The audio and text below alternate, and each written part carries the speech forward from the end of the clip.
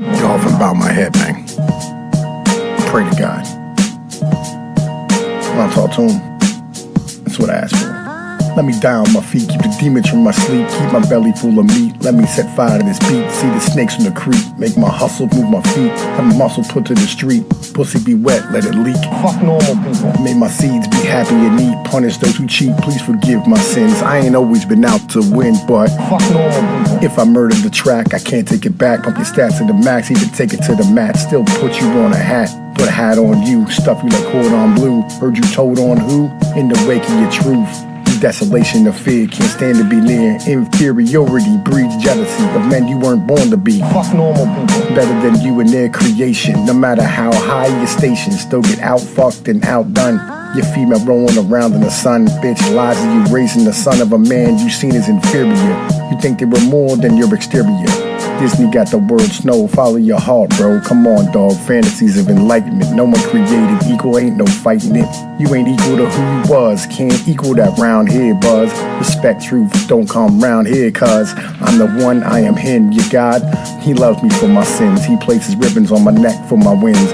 Never make a deal with those gins, there's no catch-22. So don't go one-on-one with this dude. The only reason that they all get to continue living like kings is because we got our fingers on the scales in their favor. I take my hand off when then the whole world gets really fucking fair, really fucking quickly, and nobody actually wants that. They say they do, but they don't. They want what we have to give them, but they also want to, play innocent and pretend they have no idea where it came from. Well, that's more hypocrisy than I'm willing to swallow, so fuck. Fuck normal people.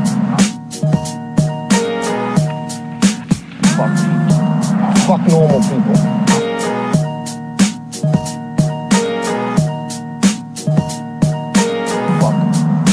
Fuck normal people. Hypocritical hippocampus lies placed into the status. The ego protects the mind. The heart holds a line. Your hands build a god. You like spent in the grind, yearning for numerical growth. Fuck normal people. Left in the austerical choke, borrowing from future hustles, levering your current muscle. We all want to live as kings. No one wants to wait on these things. Enjoy this moment, pay later. Climbing cables in the elevator. The penthouse awaits, staying out too late. Weed, coke, and whores is your fate. You eat what you put in the cake, give it time to bake. We fat, lazy, and impatient. Take time for creation. Fuck normal people. Time for maturation and growth and generation sacrificed. Time, sweat, and blood invested. Civilizational capital is rested in the sacrifice of many. For the betterment of all, the death of the friendly, for the harvest in the fall. Wisdom you are blessed with is a dream you will rest with. Your mind will protect you from the processes that will wreck you. Fuck normal people. Learn your life has consequences. Your mind will build rose lenses. Keep the truth in your vision. Hurts to see these kids slave living, but that the iPhone is blizzing. You can't understand the basics, so how you gonna be able to take this? Fuck normal people. The wages of your life is death. With this on your mind is stress. Just close your eyes. Good night and God bless. Fuck normal people. I take my hand off, and then the whole world gets really fucking fair, really fucking quickly, and nobody actually wants that. They say they do, but they don't. Fuck normal people.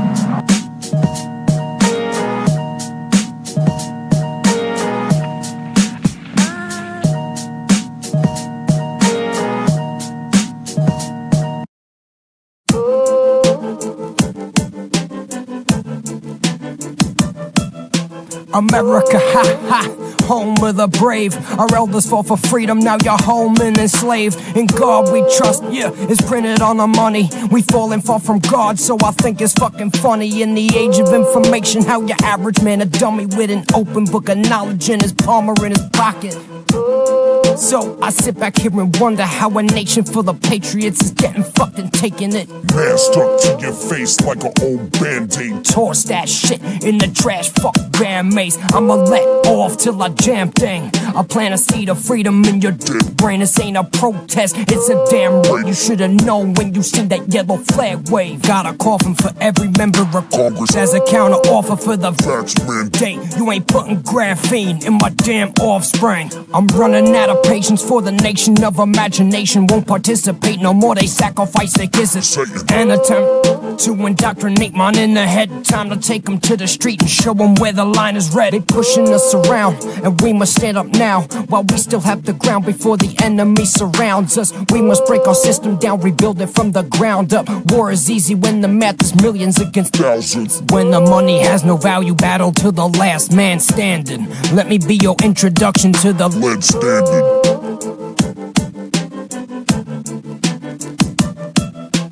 When the money has no value, battle to the last man standing. Let me be your introduction to the lead standing.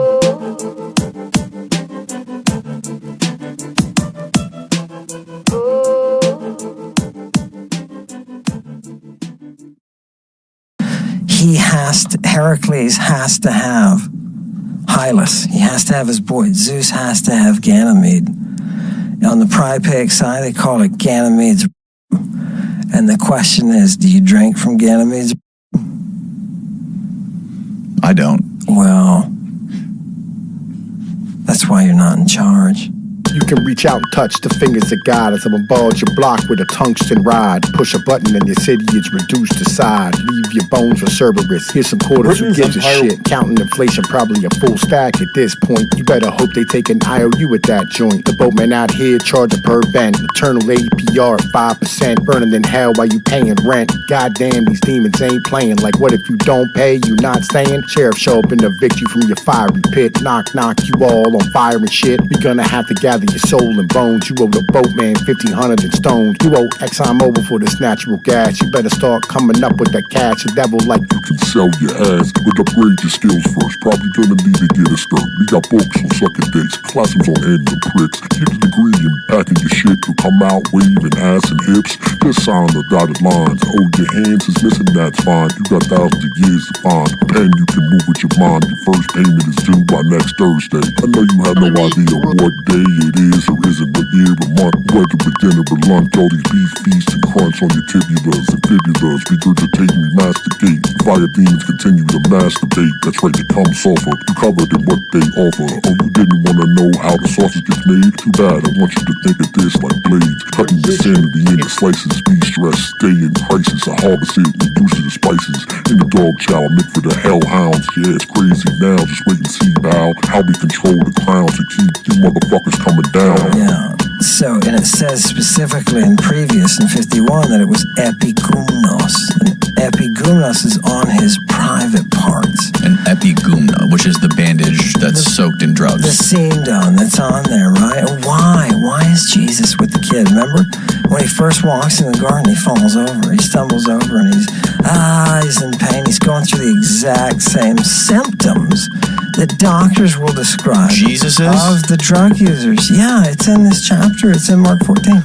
At some point, you gotta ask how you get to this joint. Was it the alcohol, the time you made do, trip and fall, making that crank call, middle finger up, gripping your balls? Let's ask Satan himself how we get to be burning on his shelf. It's the pursuit of wealth, the lacking care of his social health, sacrificing everything for the pursuit of cash, not realizing the physical won't last. So what? Just live impoverished, left to the street, fuck college? The answer to the question is yes and no.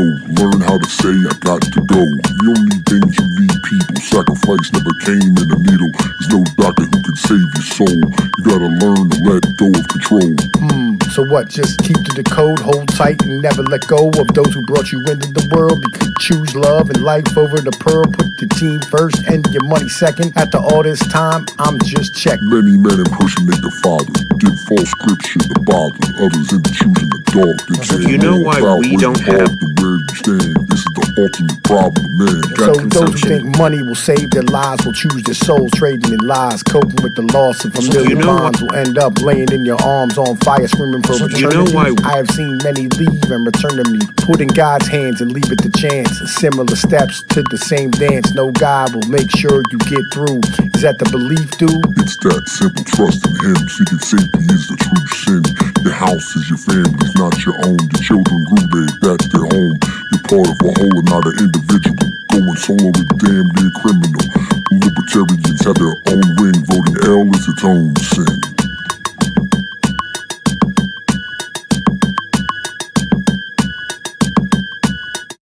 Yo, what up?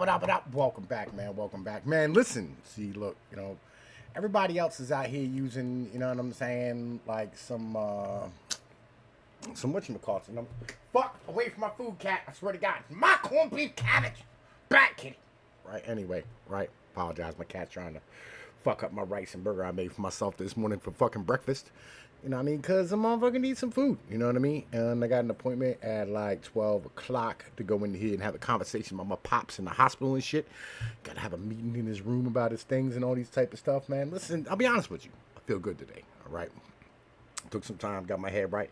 Sometimes you got to do that shit. You know what I mean? You got to take care of you. Like, if nobody else is going to take care of you, you need to take care of you. But listen, we're gonna watch some videos and I'm gonna like talk about them. We're gonna like break them down, react to some stuff. I got a lot of stuff lined up for us. You know what I mean? I got about 4 videos. One from Monsignor Z just dropped yesterday. This one here is, I have no idea who the fuck this guy is, to be honest with you. Right? But it's super interesting and I kind of like, he sounds like Malcolm X. Keeping it 100% honest. He sounds like Malcolm X and shit, right? He only popped his fucking chat out and shit. Get away from my shit, right? Goddamn motherfucking thing. Let me pop this chat out so I can motherfucking, like, yo, hear what y'all motherfuckers are saying and whatnot. You know what I mean? Right? Okay, here we go. Back to where the fuck we were. Let me double check. We're where we're supposed to be. We are where we're supposed to be. Why does this look this way? This is a weird, like, thing, right? As a whole. You know what I mean? Like, I don't know. Is this, like, some shit? Yeah, listen, looks good. Okay, all right. Okay, so, anyway. So, we're gonna listen to this motherfucker talk about some things. You know what I mean? Just because, I don't know. Listen, I was on some shit last night. I'm on some shit this morning. My brain is running a little bit. It's running about like 8:45, you know what I mean, million miles per hour and shit. It's 8:48 a.m., so that'll work. So let's get down to this. You know, there's something that BlackRock has been warning about for years, since at least 2011. You know, they put out this threat assessment or risk assessment for investors periodically. And one of the so-called threats that they've been concerned about is what they call resource nationalism, which of course refers to the incredibly dangerous situation when a country starts to treat its own natural resources as their own. When countries commit the ideological crime or the ideological error of imagining that they should have sovereignty over their own resources and that their own people should benefit from those resources. Because, of course, the required understanding is that their resources do not belong to them and belong by default to multinational corporations and Western investors. Now, it is noteworthy. That is kind of crazy. Like, legit. I mean, I understand why, like, an investor would be scared of that, right? You know what I mean? Like, you know, if you know anything about the history of the 20th century, and I mean, talking about things like the Banana Wars, right? And, you know, the Venezuela situation, Iran, OPEC, all this type of stuff that happened, right? These are all economic nationalist interests, you know what I mean, taking over some shit, right? And so you can understand why investors would be scared of that, right? And I would understand why, like, countries would, you know what I mean, be terrified of that idea too, because, you know, every time, like, there's some resource found, you know, it's, you know, hey, look, you guys, you look like you need some freedom and shit, you know.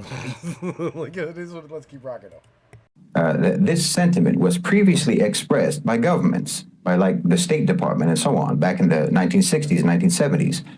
The U.S. and the West in general regarded any form of economic nationalism in the global South, in the Muslim world, in the Arab world, and so on, as a grave threat to American and Western interests. Now, this is being expressed directly by the private sector, by the OCGFC, by the new empire of capital. And this is indicative, in my opinion, of the evolution of power dynamics in the world. Power now is not that concerned about American or Western interests. They're concerned about the interests of multinational corporations and the global financial elite. And it's unacceptable to them if countries in the global South, particularly in Africa, start believing that they have or should have control over their own natural resources. Now, back in 2019, the country that had the highest rank, the highest risk of economic nationalism was the Democratic Republic of Congo. Note that this pertains specifically to the mining sector and the extraction of minerals. About a year later, the M23 rebels re-emerged after being more or less dormant since 2013. And I think we're all familiar with the violence and instability currently plaguing the DRC. Another country ranked as being an extreme risk of economic nationalism in 2019 was Venezuela. And since then, since 2019, there was an attempted coup, rigged elections, and sanctions against that country, creating an economic and humanitarian crisis. Russia was another country that was ranked as an extreme risk of economic nationalism. And I think we're all aware of the measures taken against Russia over the last couple of years. Now, there were a number of other countries back in 2019 that were ranked as high risk, not extreme risk, but high risk of so-called economic nationalism. And these included Turkey, Indonesia, Pakistan, Libya, Syria, Kazakhstan, and wait for it, Saudi Arabia. Other countries like Malaysia and Iraq were singled out for what they regarded as moves that they had made towards economic or resource nationalism, economic sovereignty, moves that they thought put them on a trajectory towards a high-risk status. Now, it should be obvious that being ranked as being at risk of exercising economic sovereignty is regarded by the OCGFC as not only a punishable offense, but it is something that they will move rapidly to preempt. And they have organizations like BlackRock, State Street, and Vanguard. They have at their disposal the powers of the state. All of the powers that the state has at their disposal are at the disposal of the OCGFC because they are entirely captured by the OCGFC. So what that means is that confrontation, negotiation, conflict, or diplomacy today is going to be primarily carried out between the governments of the Global South and Western private sector power, not between their governments and the governments of the West. Because imperialism today operates differently. Imperialism today is carried out by an a-national private sector. The owners and controllers of global financialized capital represent a collective emperor, a collective colonizer. I'm not playing, man. Like, this dude, like, he really does sound like fucking Malcolm X. Keeping it 100% honest, right? You know what I'm saying? Listen, I thought I was going to play some pool.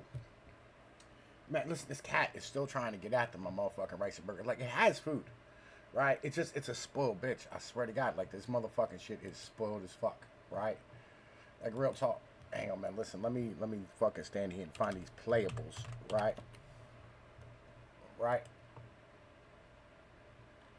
Bom, bom, bom, bom. All right, yeah. Listen. Here it is. Motherfucking pool, baby. Right? There we go. Okay. Listen, we're going to keep listening to this.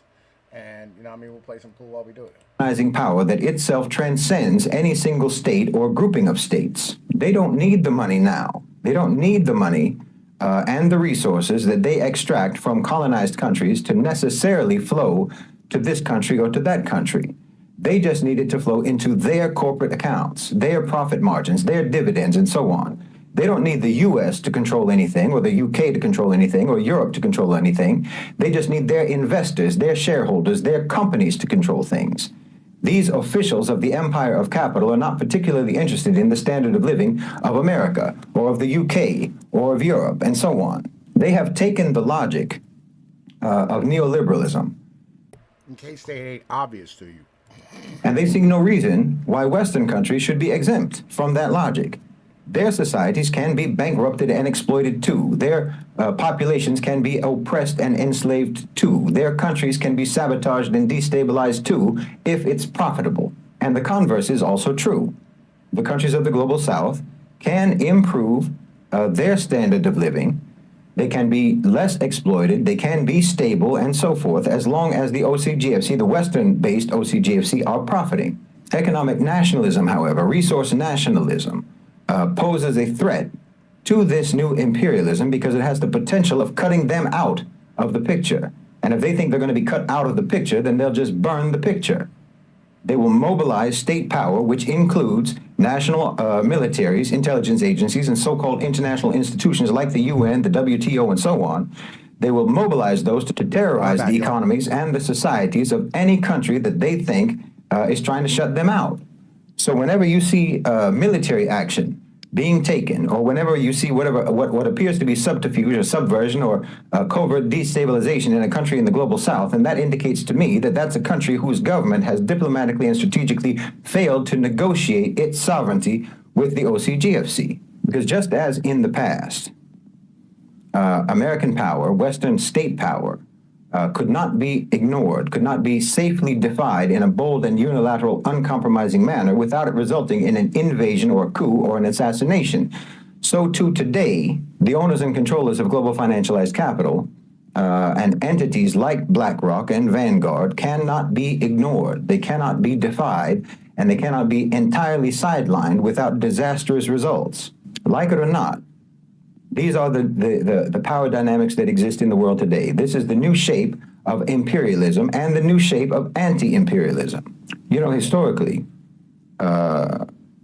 colonization in the Muslim world, the technique of colonization included recruiting or coercing the collaboration of local authorities, local elites, local officials.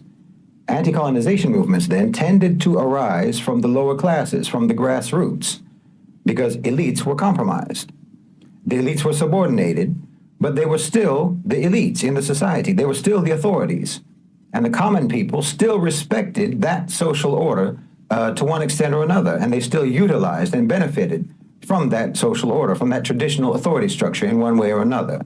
This, combined with the fact that historically revolutions generally tend to be revolts by the lower classes, it fixed in our minds the idea that any sort of anti-colonization, anti-imperialist movement must be a grassroots uprising, or anyway, that it should at least begin from there, even if intellectuals and middle class and upper class elements eventually integrate into those movements. The idea is set in our minds that that revolutions are undertaken by the peasants, basically marching with their pitchforks against the rich. Now, there's still an element of this thinking that's still true today, but the dynamics around that are different, and the strategy and the impact are different from the old days. Today, I would argue that for the global South, and certainly for the Muslim world, the most effective, the most efficient, the most impactful anti-imperialist struggle is not being led by peasants storming the palace, but rather it's being led by the palace itself. But they're approaching it very tactfully, very diplomatically, not in an overtly confrontational way, but more through negotiation and compromise. But not the kind of compromise, mind you, that reduces their sovereignty. Rather, it's the kind of compromise that increases their sovereignty without that sovereignty seem threatening to the OCGFC. Now, this may seem like a weak or an unsatisfying approach for an independent struggle, but you have to understand that until now, there never has been negotiation. Until now, our countries had to just take dictation. They didn't get to negotiate. They couldn't negotiate concessions from Western power. They just had to concede to Western power. But that's not what's happening now. That's not what's happening today. Now, our countries are setting terms and conditions, and they're making demands, and they're getting concessions. And this is only possible because countries like Malaysia, like Indonesia, like the UAE, Saudi Arabia, Qatar, and BRICS are dealing with the OCGFC. We're involved in the transition of the global economy, the pivot of the global economy to the global South. The nature of that pivot is not being dictated by the West. It's being negotiated between our governments and the owners and controllers of global financialized capital. And we are securing greater and greater degrees of economic sovereignty and political independence thereby. Because again, demographics are on our side and time is on our side. And that's why this whole pivot is taking place in the first place. Because the collective West have birth controlled themselves into irrelevance. They divorced themselves into irrelevance. They two-income householded themselves into irrelevance. And they materialismed themselves into irrelevance. God damn, that is vicious as shit, man. Listen. Like, that is hard, bro. What up, Enclave Harden? Nice to motherfucking see you. Listen, I'm just playing some pool, listening to some videos, hanging the fuck out, talking about things. I mean, because he's not wrong. This is probably going to be a lot of the motif today. Keeping it 100% honest, it's going to be a motif today about this. But let's keep rocking. They prolonged adolescence, destroyed their families, and disincentivized procreation to the point that they're not even worth it anymore as a worker or a consumer pool for business to be interested in serving their interests. So the pivot to the global South is happening by necessity. And this is a weak starting position for the OCGFC in terms of negotiating with the countries of the global South, because they're in a position of need. So when I said that colonization operated by coercing the collaboration of local authorities, local elites, local rulers, and so on, you should not lose sight of the fact that those authorities did not necessarily embrace or welcome their own subordination. As I've said many times, no one wants to be a slave, especially when your title is sultan or emir or king and you're used to being the boss. But they had to accept it. And very often they had to accept it as the only way, by accepting it, it was the only way that they could in fact retain their titles and their relative authority. But that doesn't mean that they did not want at some point to regain their sovereignty. See, again, this is a major difference between Western colonization and the spread of Islam. The moment a colonized country has the opportunity to free themselves from Western domination, they do it. They do whatever they can to get out from under Western control. But that wasn't the case with the countries that Islam spread to, because the spread of Islam was not colonization. I mean, when the West came to our lands and colonized us and took over, that would have been the perfect opportunity for them to renounce Islam, to declare themselves to be liberated from Muslim colonization. Well, obviously, that's not what the response was. The West subjugated, and Islam... I mean, like, listen, the only places that really shook off Islam was, like, Spain, Sicily. I'm trying to think here. Parts of Greece. I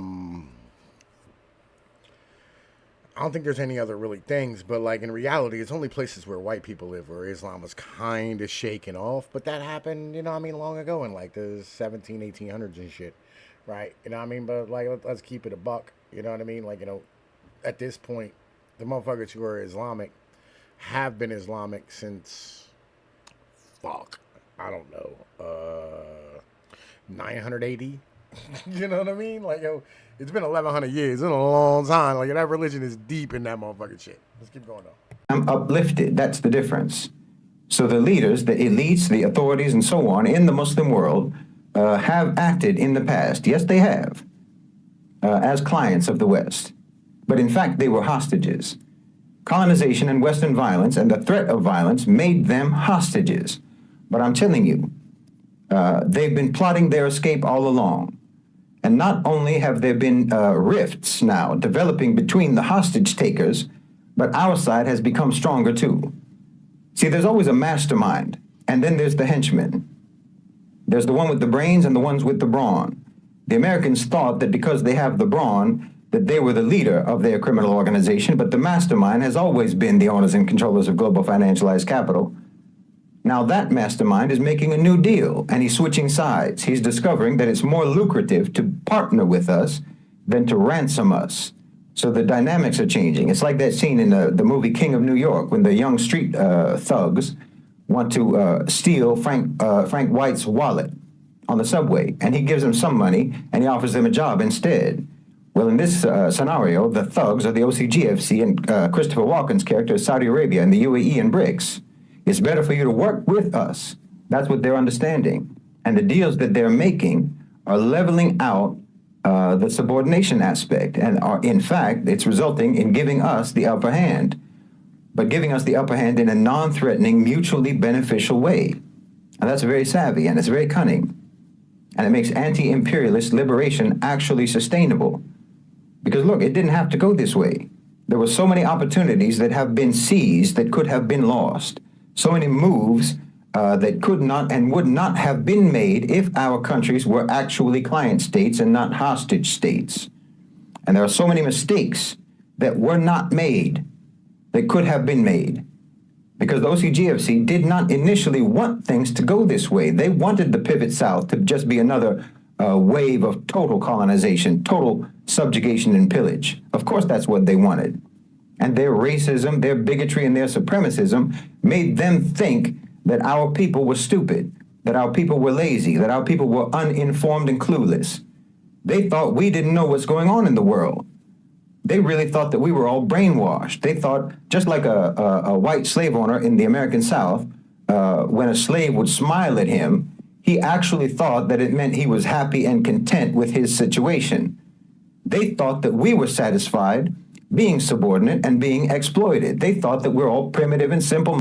I'm telling you, this guy sounds like fucking Malcolm X. It's fucking ridiculous how much he sounds like Malcolm X.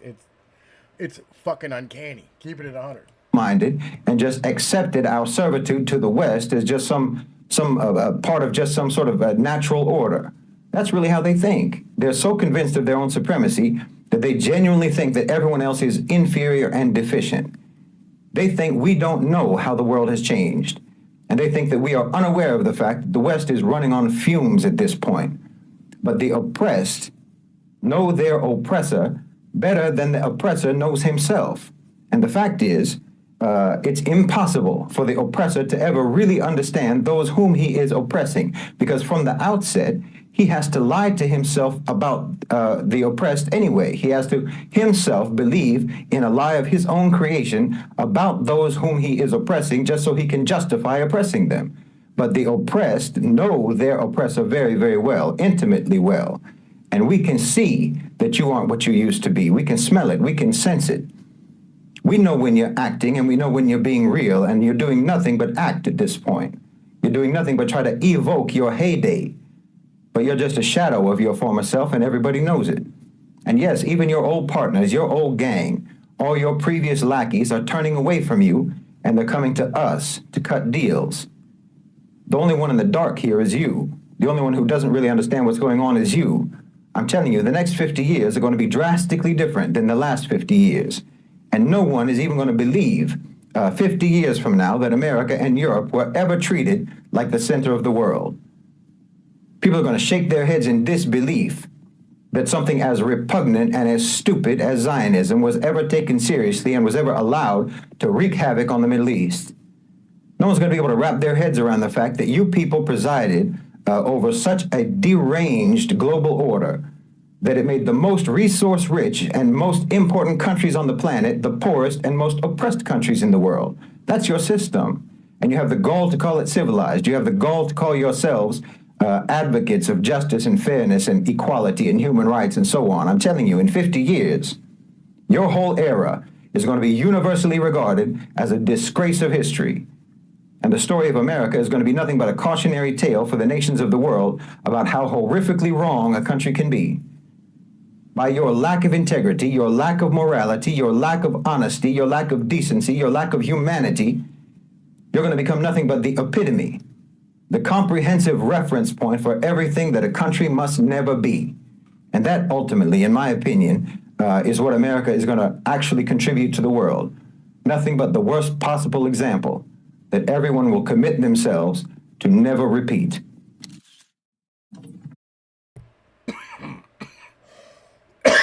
Goddamn, bro. Like, listen, that shit was vicious. Keeping it 100% honest. Like, man, listen, like, I do think the American, like, experience, the American thing that happened, right, is probably going to end up going down as being, like, a cautionary tale. Right? But I don't think it's for that reason. I think it's because it's going to be on the level of, like, hey, look, and I've been working on this recently. I think we have a colonial government. Oh, goddamn it. Shit. I think we have a colonial government ruling over an empire. Shit, not myself. I apologize. Right? I think that's really what the fuck this is. Right? And I think that'll be the cautionary tale of, like, misunderstanding what you are as a fucking nation, as a country, as a government, as a whole, what you're ruling over. Right? And recognizing your abilities and inabilities and actually doing some proper weighing shit out. Right? I think that's what America will literally leave to history is America will be, I want to say Rome, right? But like, probably Rome. America will be another Rome, right? In the history books. It'll be a beautiful tale of something that just in general fell apart because of some massive flaw that they forgot, right? That they just fucking missed. We're going to go over some of that shit today, right? But Monsignor Z dropped a video yesterday, right? And I wanted, like, Monsignor Z's been fucking really losing his shit here recently. You know, I really like this channel. I do, because he has some really good info, right? But, like, I think this is a really shitty take. Here, we're going to listen to this. We'll check this one out. Worked tirelessly, pulling itself to a height of power following decades of war, diplomacy, business, and rivalry with virtually every other great power of Europe, not to mention some of its own colonies. By the end of this struggle, the British would hold on to the single largest empire in human history and a state so wealthy that it became the axis upon which the global economy spun, establishing the Pax Britannica. The British acted as an essential global policeman, and the nature of their empire, marked by large settler colonies in every corner of the globe, allowed the British to facilitate effective policing actions far and wide with relative ease. Despite these policing actions, Britain simultaneously maintained a position of splendid isolation, remembering to put its affairs first and to not become entangled in the politics of the continent, striking a seemingly perfect balance of foreign and domestic policy. That is, until the rise of Germany alarmed many within Britain that their global world order might be threatened by an equally capable power. The two world wars that followed crippled Britain and left global hegemony to fall to the United States. Alright. Bruh, Dingleberry, if you're still in the chat, buddy, let me know if this is better. Okay? Legit. Man, listen, what are you doing, you stupid fucking thing? My fucking mouse disappeared. Alright, we're gonna try and keep going. I don't know whether or not this is gonna... I have no idea where my mouse is. My mouse done disappeared. Legit. I don't know, like, how to get my mouse back, bro. Like, legit. United States. There we go. The United States is almost the inverse of Britain. It historically only held a domestic focus and never found it necessary to compete with its neighbors in the same meaningful capacity that Britain had. The United States dominated the North American continent and held at its disposal not an overseas empire but a vast land empire which enriched it and allowed it to grow into the formidable industrial... Yo, fucking Dingleberry, is this better, buddy? You know what I mean? Let me know if this is better because I turned my audio back up.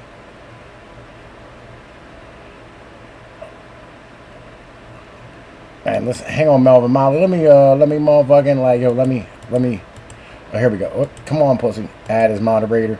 Bro, listen, standard moderator. Say, there we go. Listen, everybody gets a wrench. This is a wrench no state. You know what I'm saying? Legitimately, right? Fucking welcome. It's good. A little bit more. Hang on, man. Let me run this up a little more. Right, hang on. All right, bro, is this good, bro? Like, I'm at 98%, right? Like, listen, I don't like to be at 98%. Keeping it 100% with you, right? Let me know, Dingleberry. Let me know. Just give me a fucking word, right? Are we good yet, buddy? Yeah, listen, this is the thing, bro. Like, I'm at 98%. I should be like just booming at this fucking point. You're real shit. We're gonna keep banging with the video. Power would become toward the middle of the 20th century. America, however, was not suited to be a global policeman in the same fashion that Britain was. It never held any interest beyond the continent of particular value, with perhaps the exception of Hawaii, which even then was a relatively recent acquisition. The vastness of the United States demands a degree of governance geared toward domestic endeavors, not foreign ones, something Britain was able to afford given its relatively small size, high population density, and sea-based culture. And of course, the United States lacks the same presence Britain held at the global level, the kind of presence afforded to it by its wide-reaching colonies and which provided Britain unique insight into the culture and geopolitics of various regions. I'm gonna leave it at 90 right here, bro. I think this is good. 90 is usually, 87 is usually where I run, but I'll put it at 90 for you. You know what I mean? It was down to like 63. I don't know what the fuck. I don't know why my audio settings change all the goddamn time. I didn't even touch it. I didn't touch it in any way at all. But like, listen, let me know. Make sure, you know, throw it in the chat. Let me know you can fucking hear me and shit. Also helped that Britain ruled the waves. But now you can too with today's sponsor, World of Warships. If you've never played the game before, you should at least give it a try. There's a uniqueness to ship combat that isn't easily enlarged. There is a lack of understanding of global regions by American officials and the public at large. Meanwhile, Britain was able to be informed of such things by colonial officials living in these corners of the world for years. The world doesn't need and certainly doesn't seem to want a continuation of the American global empire, but with how interconnected the world has become, it may be necessary to have a new peacekeeper to prevent needless wars and hostilities. It may be time for a new British Empire. Hello audience, Mr. Z here with another video for you. If you're new to the channel, welcome. We have videos like this every week, so be sure to subscribe and stay tuned. When speaking of global peacekeeping, many might turn to organizations like the United Nations and suggest that this is sufficient, but an honest review of the UN reveals an ultimately impotent organization highly dependent upon the strength of the United States to enforce its authority. I 100% agree with this ideology of the UN right here. Like 1,000,000% I agree.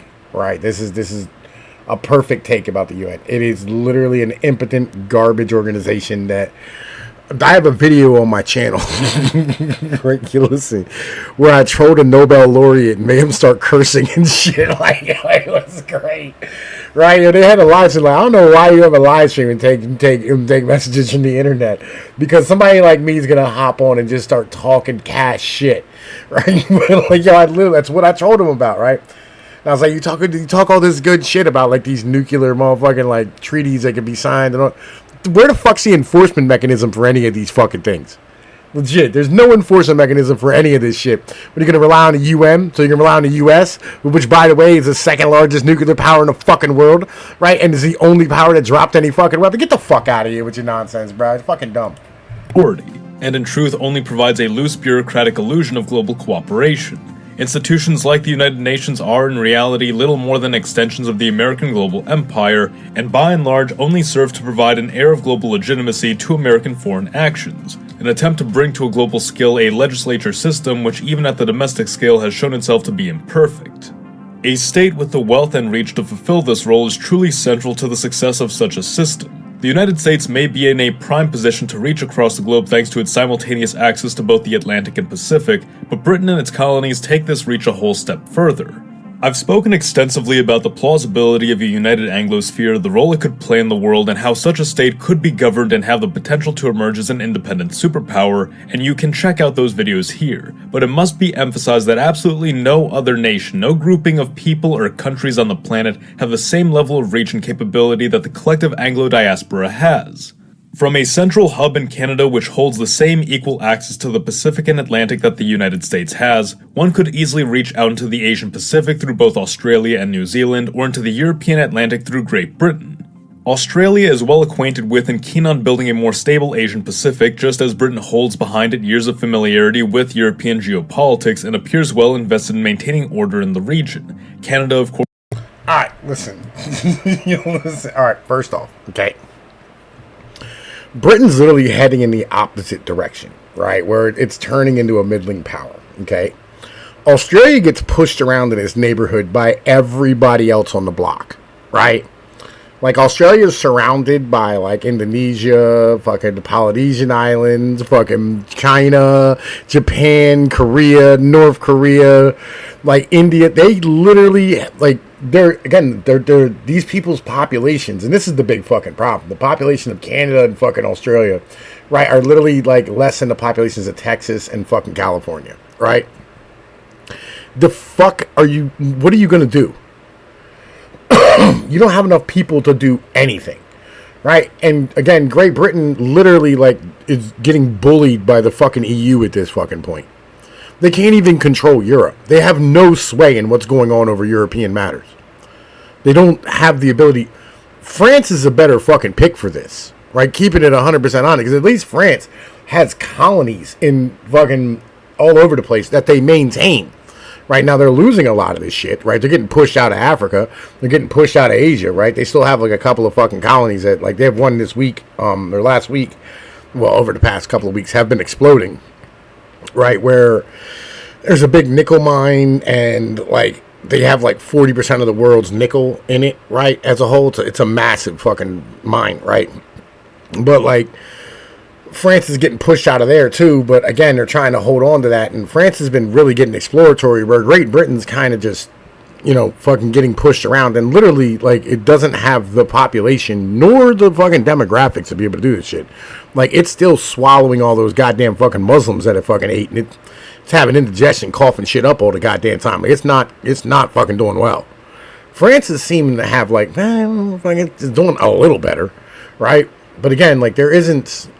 When it comes to fucking Europe, I'd pick France long before I'd pick Britain, right? And in Asia, of course, it's going to be China, right? You know, China and Japan are going to have to eventually come to a fucking agreement, and they're going to have to deal with India too, right?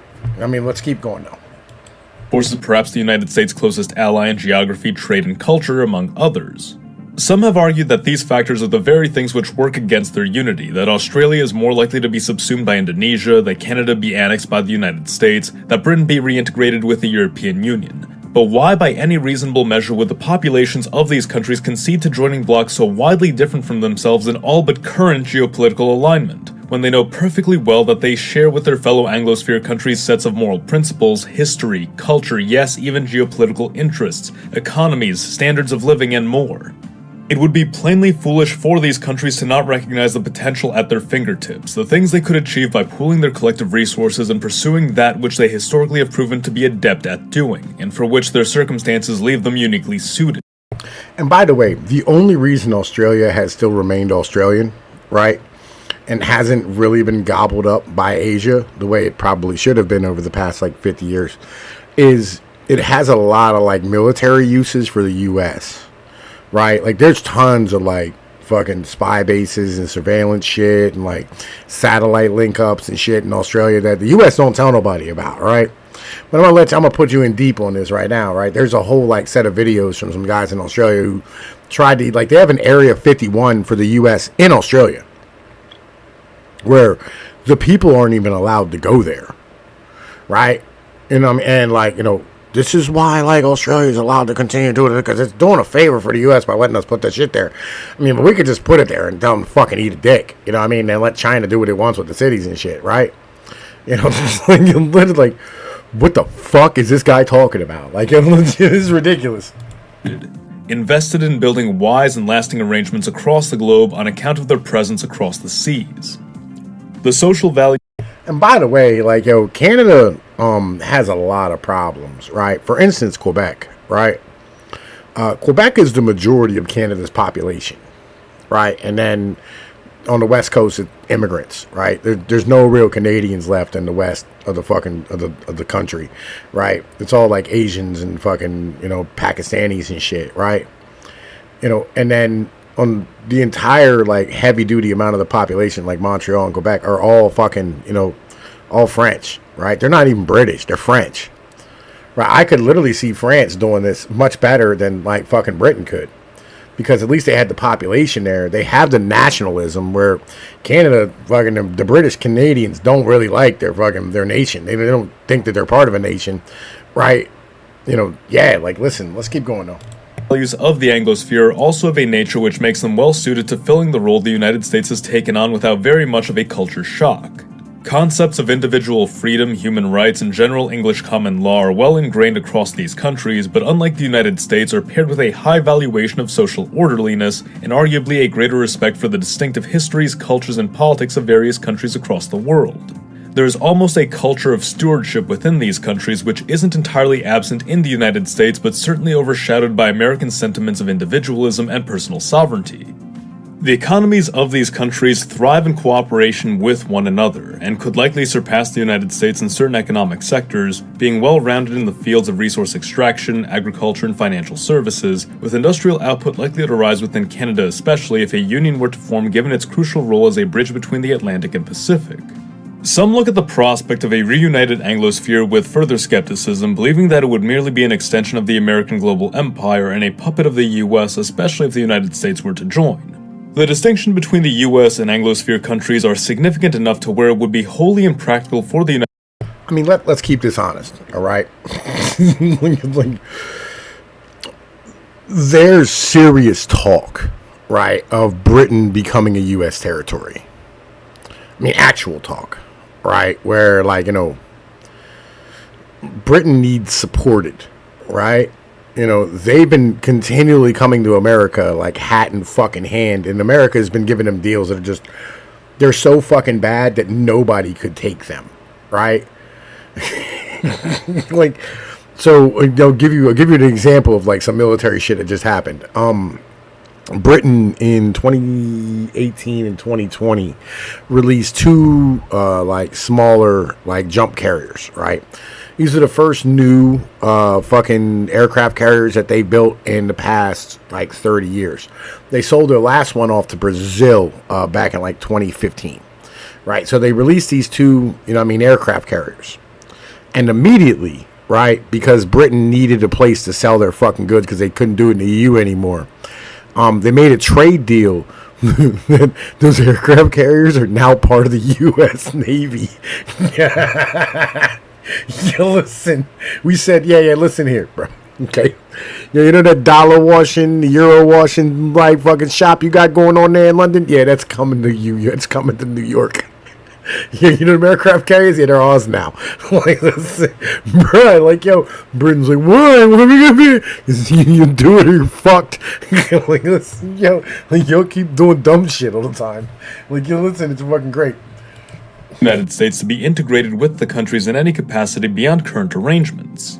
The state of current geopolitics is an insufficient motivator for so radical an amalgamation of countries. Significant changes would need to be made which could be to the severe detriment of all parties if the United States were to be attached as a member. This being said, the United States could be expected to remain a close partner of the Anglosphere. There is no question that militarily and economically, these countries at this very moment are not as fully formidable as the United States, but it should not be forgotten that Britain is a nuclear power, that Britain ranks as the 5th most powerful military in the world, with Australia and Canada standing within the top 30 global militaries, that all of these countries engage in intelligence sharing, military training, collaborative weapons development programs with the United States. Given a matter of years to reintegrate, to build their collective economies, establish the infrastructure for interconnectivity, and dust off the cobwebs of a superpower economy and military, the Anglosphere could easily challenge a country like China and deter military belligerence across Europe and Asia. Of course, there's popular discussion of foregoing the concept of hegemony entirely and embracing a concept of multipolarity. Multipolarity, as nice as many make it out to be, and as much as it preys on Western sensibilities of freedom, independence, and democracy, is little more than a ploy or a poorly conceived notion which will serve as nothing more than a transitional step toward hegemony under a non-Western power.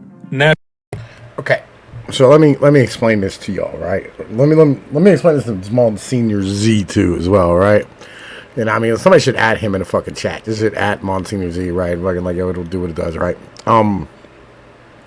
Let me break this down for you. Okay, this is really important to understand. First off, okay, these countries don't have the ability, the population, the demographics, they can't. Okay, they fucking can't. They literally cannot do this on their own, right? They don't have any type of the ability to get this shit done, right? I mean, 90% of like fucking Canada's population lives within 30 miles of the U.S. border. Australia is a country that probably shouldn't exist, right? Like, because like all of their population for the most part lives on the East Coast, right? They have a small population. I think it's Melbourne or some shit on the other side. I forget the name of it. Y'all can put it in the chat. I don't really care, right? Australia is not real anyway, right? It's all a troll by Google. New Zealand is a tiny, itty-bitty little country, right, that literally is completely reliant upon, like, fucking, you know, the U.S. to fucking buy its fucking goods and its shit, right? We are, like, literally, us and I think China are number 1 and 2 fucking trade partners, right? Fucking multipolarity, as far as the U.S. is concerned, okay? And this is really important to understand. The rest of the world will catch up to us in military fucking like build out, right? With their navies at current, you know what I mean, like build out levels, which are exponential for most of these countries, right? They're fucking building out like crazy. The rest of the world will catch up to us in the year 2142. We're okay. Legitimately, like, you know, nobody's going to become a hegemon over the U.S., all right? It's never going to happen. All right, nobody's gonna stand here like if like Russia pops up and becomes, you know, control over the eastern half of Europe. No one cares, all right? If China comes up and becomes, like, hegemon over fucking Asia, no one cares. All it means is now you have to negotiate, right? And, like, the idea of us negotiating is repugnant to... I'm going to keep this all the way honest, okay? This ties into the video before this, right? Supremacists who think that we are above that, right? And I don't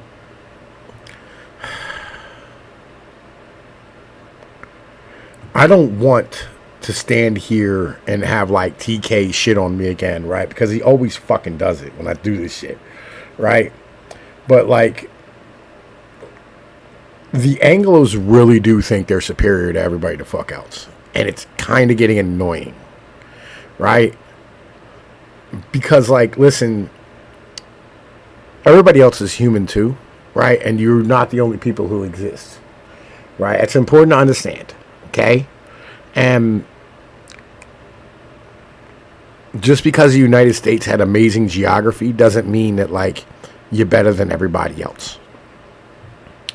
You know? So, let's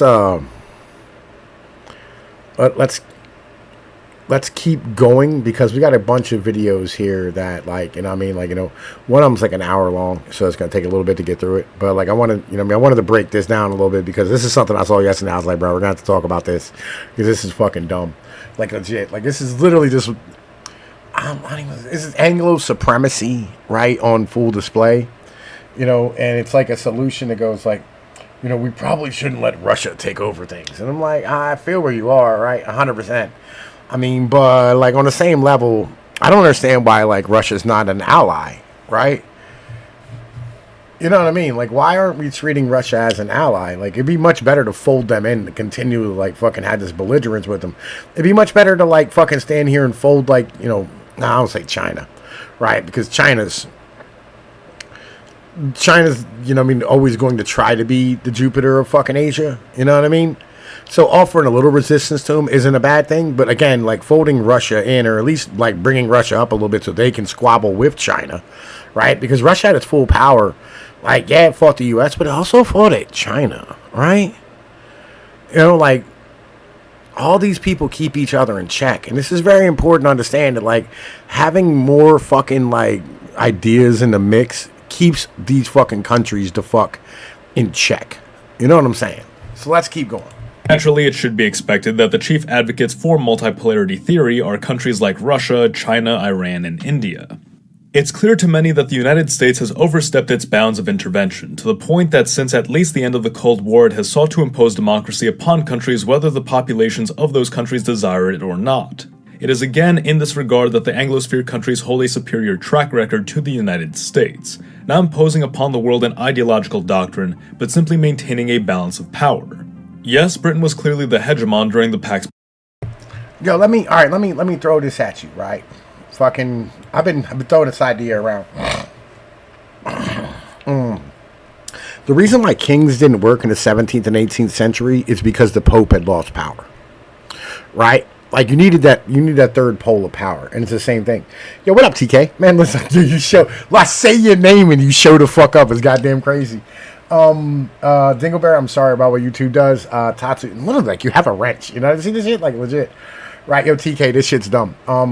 Fucking, okay, so Tatsu Akai, I wanted to address this real quick for you. Dude, Japan is the third largest navy, military capable, is more than capable of just pure force. Okay, I remotely agree with you, right?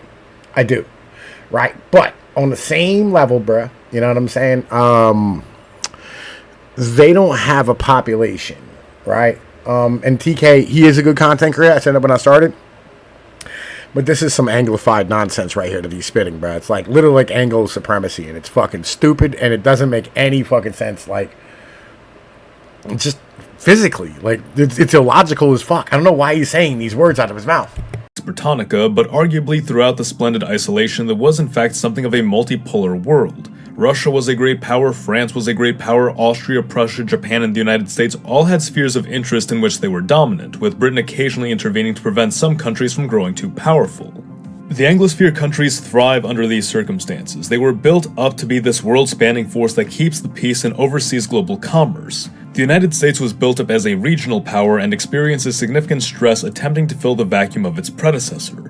The roles of the US and Anglosphere countries swapped, and quickly we have learned that this model is to the detriment of all parties. The world needs a new British Empire, and it cannot be the United States. But what do you think? Let us know your thoughts in the comments. Alright, so, listen, that was pretty cool. Alright, so, man, listen, I apologize that y'all are going to have to hear this accent. But this is a really good video, and I'll be honest with you. Okay, here's some crazy shit. Let me throw this in here real quick. Richard Wolff shames the people. I know he usually doesn't do that. But like, yo, can I say this? All right. My favorite economists are economists that are like, you know, willing to tell truths that other people aren't willing to tell. Right? That's why I like guys like Zion. That's why I like guys like Blythe. Right? And Blythe hasn't done anything in a while. That's been kind of interesting. I've been paying attention, but he isn't doing shit. Wolf has been getting it in, right? And he's sucking up the fucking limelight right now. So, like, we're going to listen to Richard Wolff for a little bit, right? Because he says some stuff that's really fucking cool. Which, by the way, man, listen, we got some other shit we're going to have to discuss, too, today.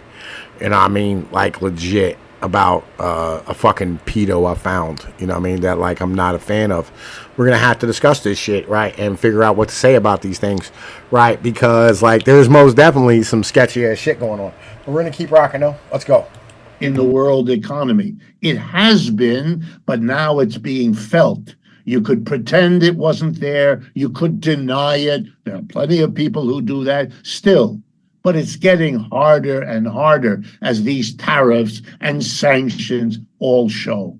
That's the most important thing to understand. Every country in the world, and I want to underline every, is rethinking its entire foreign economic policy and your political alliances. Look at the departure of Americans from Niger in Africa and being replaced by Russian troops. These are all signs. You'd have to be really blind or desperate not to see all that's going on.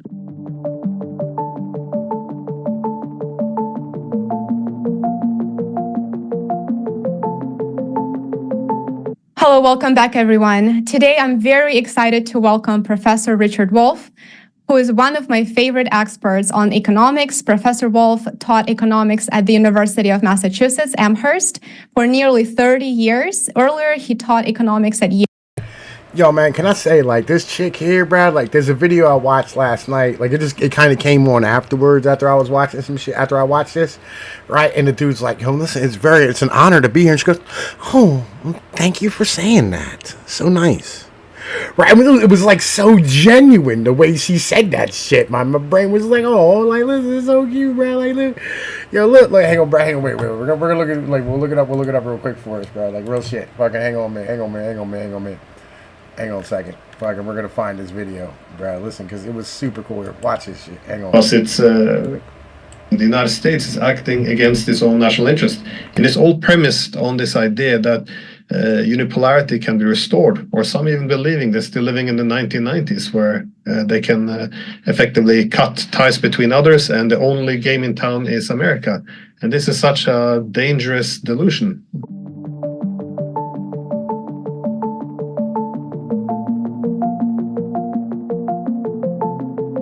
Hang on a second. Hello, everyone, and welcome back. I have a fantastic guest today. I'm joined by Professor Glenn Diesen from the University of Southeastern Norway.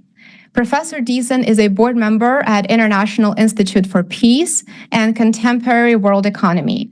He has published highly acclaimed books and articles on international relations and geopolitics. His most recent book is titled The Ukraine War and the Eurasian World Order. It is absolutely a must-read for those who want to get a deeper understanding of why the war in Ukraine started, what is actually going on behind the scenes, and it is also a really good insight into why global world order is shifting to multipolarity. I have to say that I have already started reading the book, and I have to admit I'm a big fan of Professor Diesen's work. Glenn is also a fellow YouTuber, as many of you already know, I'm sure. He runs a channel with regular updates. I will include the link where you can purchase Glenn's books in the description below, as well as his YouTube and X. Professor Diesen, Glenn, welcome. I'm thrilled to have you. Oh, thank you so much for inviting me. I've followed you, so this is a great privilege. Oh, thank you. Thank you so much for saying that.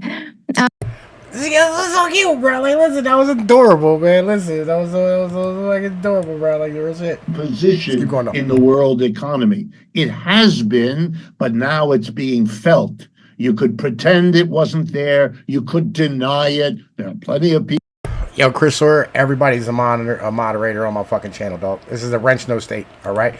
I know, like, we don't have many wrench no states anymore, you know what I mean? But, like, this is a wrench no state, you know what I mean? Let's keep rocking, though. People who do that still, but it's getting harder and harder as these tariffs and sanctions all show. That's the most important thing to understand. Every country in the world, and I want to underline every, is rethinking its entire foreign economic policy and your political alliances. Look at the departure of Americans from Niger in Africa and being replaced by Russian troops. These are all signs. You'd have to be really blind or desperate not to see all that's going on.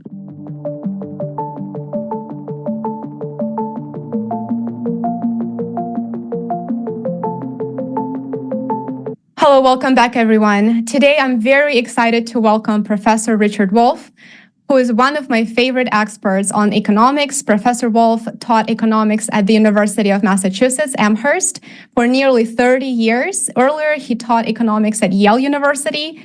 Professor is currently a visiting professor in the graduate program in international affairs of the New School University in New York City. And in addition to that, Professor Wolf is an author and co-founder of the organization Democracy at Work. I'm sure many of you are very well familiar with it. And they do have a popular YouTube channel where Professor shares frequent economic updates, interviews, and so much more. Please be sure to follow the link in the description below to stay up to date on Professor Wolf's latest work. Professor, welcome. Thank you so much for joining me. Thank you for inviting me. Well, let's get started with probably one of the most burning questions today. I have several topics that I would love to discuss with you. One of the most pressing ones is, of course, the national debt. We're nearing $35 trillion in national debt. The government is adding roughly $1 trillion every 100 days, which is completely surreal. It is out of control. And the interest cost to service that wall of debt is now expected to surpass all other government programs, which is something that I think people really need to understand. And that relates to defense spending, to Medicare, and Social Security. So the worst part about this is that as trillions of dollars are mounting on, there's really no value that's actually added, that's actually created for the American people. So what is the plan here, if there's one? Well, the basic answer to your question, which is a good question, is that there is no plan, that this is a process in which political urgency drives endless expansion of the debt. And let me try in a very simple but clear way to explain this. We have a bizarre kind of capitalism in the United States. And by bizarre, I mean it puts our politicians in a very strange and awkward position. On the one hand, corporations want the government to do lots of expensive things for them. They want them to maintain a global military to protect buying and selling around the world, which the United States does as much or more than any other country on earth. And it wants to protect its ability to get materials, to get them for a good price, and having hundreds and hundreds of military bases around the world, which is very expensive, not to mention the wars, which are even more expensive, is part of the cost of servicing what corporations want. At the same time, those corporations resent and fight against paying taxes, which would be the way the government gets the revenue to then do what the corporations want the government to do. All right, let's take. Now, I mean, listen. I know, like, you know, fucking, like, you think this is all just leftist dribble at the moment. Listen, like, yo, just listen to this, because this is fucking hilarious. Watch where he turns this to. Take a look then not at the corporations for a moment, but at the mass of working people. They too have things they want and need from the government to do. Everything from Social Security and Medicare to maintaining the roads, to helping finance schools, education, hospitals, and all the rest.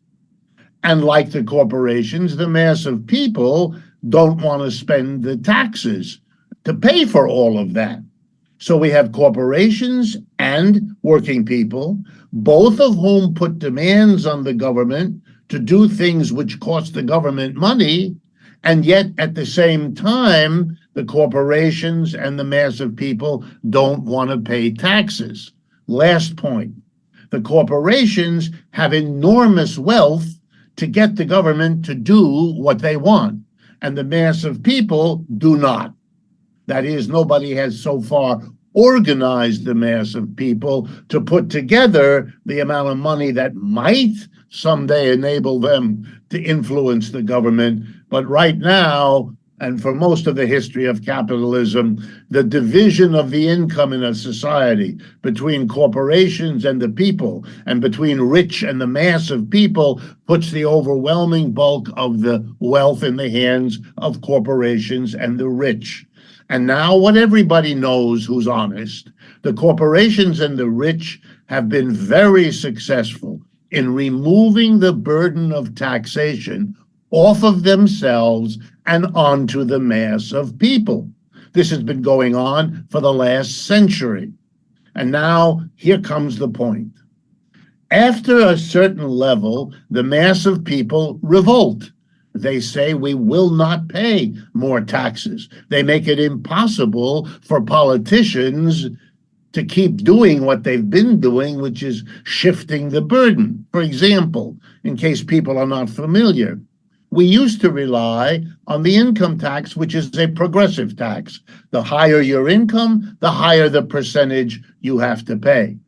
Then, when corporations were strong enough, they got that changed. Half of what the government raises now is money off of Social Security, withholding from the weekly check of an American. That's not a progressive tax. That does not go up in percentage as you get richer. In fact, if you earn more than $160,000 a year, which rich people in this country do, you don't pay on what's above 160,000. Only the average people pay. So look at how successful corporations and the rich have been in shifting the taxes, but they can't anymore. The mass of people won't allow it. They vote out anybody who raises their taxes. Okay, now the politicians are in a jam. The corporations and the people demand services, but they can't squeeze more taxes out of the masses, and the corporations and the rich have basically bribed their way out of paying much in the way of taxes. So what is the government going to do? What do the politicians do? Answer: they borrow money. The way they keep spending on the corporations and on the people is not by taxing, but by borrowing the money. And that's why the borrowing is getting bigger and bigger, and all the national debt is the accumulation of annual deficits over the years, and they're going crazy now because the government, desperate to hold on to political power, is spending money like there's no going out of style. The most impressive example, funding the war in Ukraine. Huge amounts of money simply spent out, funding the Israeli activity in Gaza, which we are also doing in the form of military supplies that are effectively given to the Israelis at little or no cost. So wars, military expenditure, everything is being spent without the ability to make the beneficiaries of that spending pay for it in taxes, because it's impossible for the politicians to survive if they would dare do that. If you tax corporations and the rich, they will fund whoever runs against you in the next election. So you're gone. And for the mass of people, they are so stressed right now that if you tax them an inch more, you really will have a popular revolt. It's a sign that American capitalism is in a very bad place. We are not the great economy our political leaders would like us to believe, neither Republicans nor Democrats. We are in very serious trouble, and one measure of that is that this political absurdity of our politicians having to borrow more and more because they don't have the courage to tax means that we are in the situation you described. We are loaded up with debt in a way that we used to identify with countries that were in trouble economically around the world. Now we don't hear that so much because it applies to us in terms of the ratio of the debt to the national income. And make no mistake, the debt matters. People who are seeing this explosion are trying to calm the American people. Well, it's not so important. Most of the debt is a debt of the government, the Treasury, to the Federal Reserve, which is another part of the United States government. All of that is true, but it is not relevant. It's not relevant because in the end, the government has to raise the money to pay the interest on this enormous debt. And that means more and more of the money you and I pay in taxes in the United States is not going to give us a useful service. It's going to pay off whoever lent money to the government. And here's the last step. The fundamental injustice of the national debt is often overlooked. Who lends money to the United States government?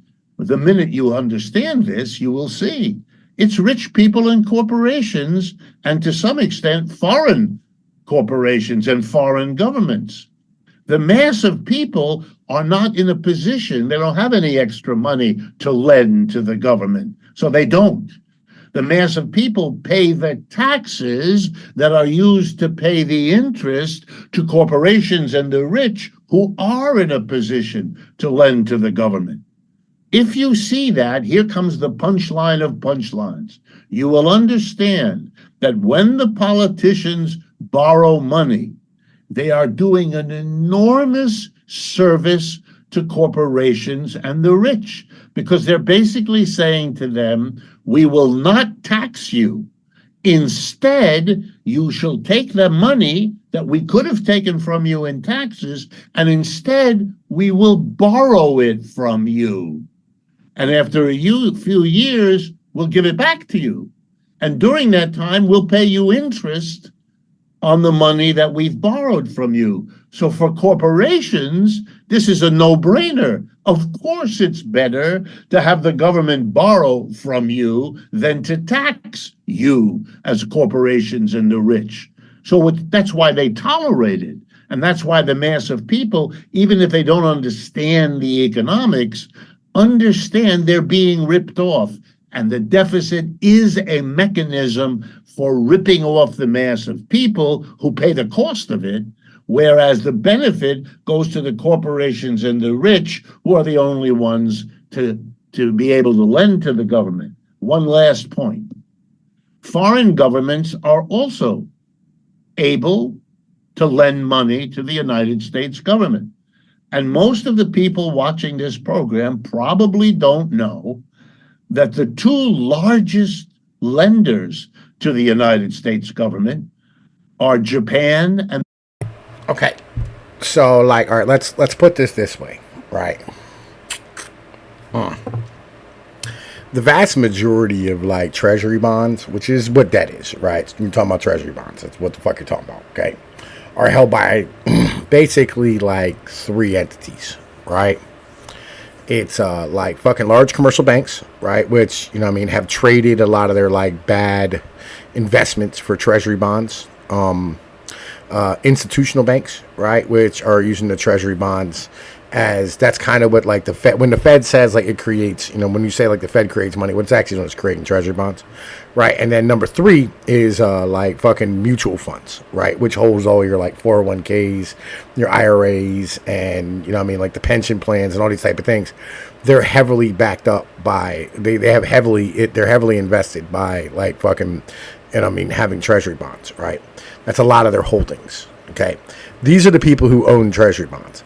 They're not the two biggest, you know what I mean, like investors are China and fucking Japan, or Japan and China as it is, which he's going to say here, right? Which, by the way, thank fucking God somebody said Japan.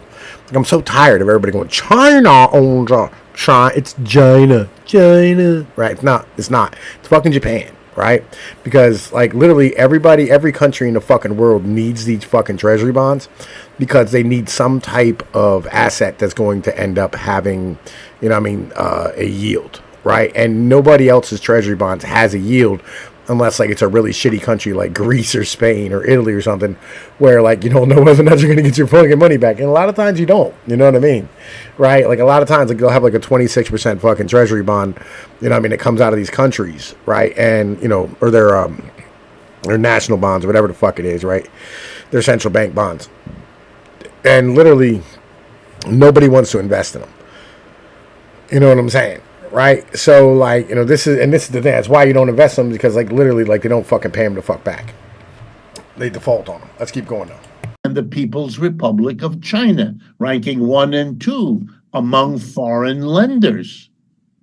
China has somewhere around 800 billion. I mean, like if you mean if by fraction you mean like 4/5 the size, and you're right, Tatsuaki. You know what I mean? Japan has like 1.2 trillion, and you know what I mean. China has like 800 billion, right? I mean, so I'm not like 3/5 maybe somewhere around there, like fucking 3.5 5, somewhere right around there, right? I mean, so it's not like it's a big favor. It's not, like it's about 20. Japan owns about 20% more. Right, in the end of the day. Dollars lent to the United States government. That is money that the Chinese lend to the United States government. Oh, listen, those Japanese businesses that are holding those fucking bonds, right? It's the same as every other business in the world, where basically that's how we pay for our fucking trade, right? Is in treasury bonds. Because treasury bonds are kind of accepted by every country just due to the fact that you can transfer it into your own currency very easily and it holds a yield. You know what I mean? PBOC. Yeah. Fucking, again, you know what I mean? Like, when you intermingle with the U.S., when you hold all those treasury bonds, all of a sudden that means like, yo, you want the U.S. to be successful, right? And when the U.S. to be successful means that it's probably going to take it out of your ass, right? So, it's a... I'm trying to think of the word for it. You know what I mean? It's kind of like a conflict of interest in the end of the day. Let's keep going. Which the United States government can and does use in part to fight a war in Ukraine where China is helping the Russians.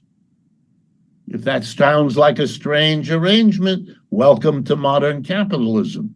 This might strike you as even stranger. With $800 billion of U.S. debt, the United States has to tax all of us, which it does, to raise the money, which it then sends to Beijing in interest on all the debt that the Chinese own of the United States government, which means that part of the money China uses to build up its military is the money we American taxpayers deliver to them.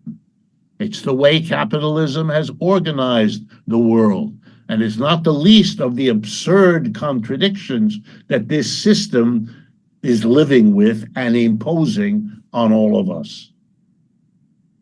Professor, you mentioned so many important key points. You said that effectively taking on more and more debt is a burden for future generations. It's something that future generations will have to deal with somehow. And it's also part of why we're seeing the middle class in the United States struggling. And there are forecasts and projections that say that effectively it is disappearing, and there's going to be a widening gap between the to put it very simply, between the poor and the rich, those who have and those who do not have means to effectively survive and function in the society. And you mentioned a very, very important point that I would like to sort of a bit expand on.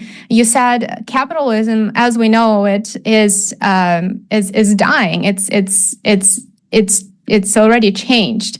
And maybe we could speak a bit about the latest tariffs and sanctions that the United States implemented, put in place on Chinese goods. So we know that the U.S. has a wide range of economic sanctions. It's historically been doing this, and it has sanctions on Russia, of course, on Iran, on Venezuela, China, and other countries. And so this past week, new trade tariffs on Chinese goods were announced. These tariffs are very heavy. They range from 25 to 50% and cover a variety of products, not just semiconductors and precious metals or raw earth minerals, I should say. What's actually behind these new tariffs? Because the current administration is telling us that, well, we put them in place for your own good. We put them in place as a protectionist measure to protect our consumers and our producers. Is that really the case, or is there something else behind this move? Okay, let's talk about that. The first thing is to remember, very simply, that putting tariffs on a vast array of products is what we call protection. You are protecting the industries inside your country by hampering the competition they face from abroad. Now, let's take the most egregious example of these new tariffs that were implemented this last week against China by the United States. The most extreme example is the electric car and truck, where the tariff, which was already in place at 27.5%, was raised to 100%. Let me explain briefly what that means. Imagine an electric car or truck made in China. I should tell everyone that China is now the world's #1 producer of electric cars and trucks. They have figured out over the last 10 years that people have been competing in various parts of the world to produce a profitable electric vehicle as the way our society is going to replace the horrible pollution of the gas-powered automobile with an electric automobile. Put aside whether that is an adequate climate control response, it isn't, but let's deal just with the tariff question. Okay, the Chinese have done it. They've won that competition, hands down. They produce the highest quality at the lowest price. So the competition has happened. Lots of companies here in the United States have been working on producing electric vehicles and the batteries needed to power them, but the Chinese have won that. Their system, which you can think about, has been able to mobilize their scientific talent, their technology, their corporations, private and public, and they've won the competition. So if the world were going to buy the best, cheapest electric vehicle, we would all be buying Chinese. Much of the world is doing that, including Europe, where the Chinese cars and trucks, you see them on the road, not a problem. But no American sees them. Why? Because the 27.5% tariff means that whatever the Chinese charge for their trucks, electric trucks and cars, you have to pay that price to the Chinese if you were an American, plus 27.5% going to Uncle Sam as the tariff. That prices the Chinese out of the American market. You're going to make this even worse because Americans know and have told our government that the Chinese continue to improve their technology so that they're going to be even cheaper and even better than the Americans, and others competing with them are likely to be for years into the future. That's how far ahead the Chinese have achieved.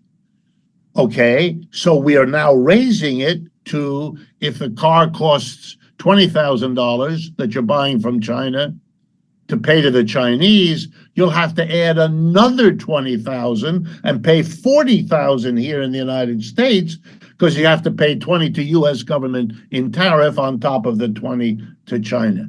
This effectively protects everybody producing a car here in the United States. If it costs, and just for simple arithmetic, if it costs $35,000 in the United States to produce a roughly similar truck or car, well, then you can sell it at 35. You could sell it at 36, 37, 38, because it would always still be cheaper to buy that car than the $40,000 you'd have to pay for the Chinese. That's why it's called protection. And it is mostly occurring because the losers of a competition don't want to pay the price of having lost the competition. There's no nice way to say this, and nobody should be fooled when the losers of the competition insist that the winner cheated. Yeah, that's what they always say. It's never their fault. It's not they didn't develop the technology. They didn't develop the expertise in batteries. They didn't, no. They did everything right. The other side is cheating. Secretary of the Treasury Yellen went to China and invented an entirely new economics. excess capacity, she said. The Chinese produce huge factories. Of course they do. That's how they achieve their efficiency. It's called economies of scale. It's something we teach. All right. So, like, let's address this fucking point real quick, right? Okay. So, when you, as a country, subsidize your manufacturing through like electric subsidies and through building subsidies, and you consider them part of like a national supply chain, right? It works a lot of times, right? And I'll give you a good for instance of this, right? In World War II, like every 5 minutes we were creating a brand new Sherman tank, or every like 3 minutes or 20 minutes we had like a B-52 rolling off a fucking line, right? And all this was subsidized, right? Subsidies are not a bad thing. Now, long term, it's kind of one of those things where like if you're not willing to like feed the ducks forever, you probably shouldn't feed the ducks once, right? In the end of the day. But there are ways to wean people off, or wean companies off, as it were, you know what I mean, and get them to be running properly. That's what China has done here, right? And that's kind of where that is. And he discusses this in other videos about state capitalism, where like he thinks that China has created a new type of capitalism altogether, right? And I agree with him, right? You know, I mean, this is like Mark Blythe's idea of like, you know, having different operating systems on each computer, right? And I mean, that's how the economies actually like fucking work and shit, right? So, I mean, this is not like a wrong idea, but like it's kind of it's kind of misleading in the end of the day, right? Because did China cheat? Yes, no, yeah, I don't know, right? They did kind of cheat. But, like, on the same level, they are using all the designs we came up with, right? You know what I mean? Like, we created most of this shit. We invented all this shit. And then they did the manufacturing of it, right? The same with, like, the chips and TSMC. Like, they're all designed in California, right? You know what I mean? Or Austin. Or, like, fucking Germany. Or Switzerland. Or Britain, right? But, like, they're all built in Taiwan. Right? Right, this is kind of how this works, right? So, like, we created the fucking technology, right? We did the R&D on it. They stole the fucking designs and did the manufacturing. Well, they did the manufacturing, and then, like, all of a sudden, they're like, "Oh, bro, listen, why don't we just do, like, the whole fucking process here?" Right? You know what I mean? And then, like, we can subsidize it and sell it for less than them and cut them out of the fucking market. It's a brilliant strategy. You know what I mean? At the end of the day, it is a brilliant strategy, right? You know what I mean? And yes, like the fucking, you know, the U.S. is a fucking loser in this one. But on the same level, without a middle class, without workers, you know what I mean? Like you don't have consumers, right? So that's kind of where shit's at. So let's keep banging, man. Teach economics students in the first year. If you produce a lot of something, you can bring down the cost per unit. Did I not hit this motherfucking button? Like, did I, like, your breath tell me? Did y'all just hear me talking, man? Listen, because I feel like I didn't motherfucking, you know what I mean, add as moderator. Bruh, listen, boom. Yo, or save. Right, okay, bruh. Alright. No, TK, absolutely not. Right, you know what I'm saying? Yo, TK, did y'all hear me talking, man? Listen, improve technology by stealing it. Right, they won because their standard for waste disposal is a pipe into the sea. Also, free electricity is subsidized and later improve technology by stealing it. We did too. IP theft is actually blah, blah, blah. Is actually a pillar of Listian economics. We don't have slave labor too. Well, not a lot of it. A liberal economics, FTW. Right. Okay, cool. So I'm assuming you did hear me. All right, good. Listen, I feel like I don't know, man. Listen, I'll be like, did I hit that fucking button or not? I don't know. Let's keep going now. Of what you produce. So you always build in excess capacity. Competitive enterprises do it all the time. It's part of American economic history. She's just counting, Ms. Yellen is, on people not understanding these basics, and so finding this to be some sort of argument as if the Chinese have cheated No, they didn't. They outdid you. Competition always has winners and losers. And I know that here in America, I'm born and raised here, we cannot imagine the United States losing ever anything. But we do. We lost the war in Vietnam. We lost the war in Afghanistan. We're in the process of losing it in Ukraine. But Americans need to believe that we're always winning. The tariffs are a sign that American dominance, which we got used to after World War II, from the second half of the 20th century, was the dominance of the United States. And with the collapse of the Soviet Union in 1989, it left the United States in what political scientists like to call a unipolar moment. But that's over now. The United States isn't what it was, and the Chinese and their allies have become a powerful new competitor. And the United States is having a hard time adjusting, which I can understand.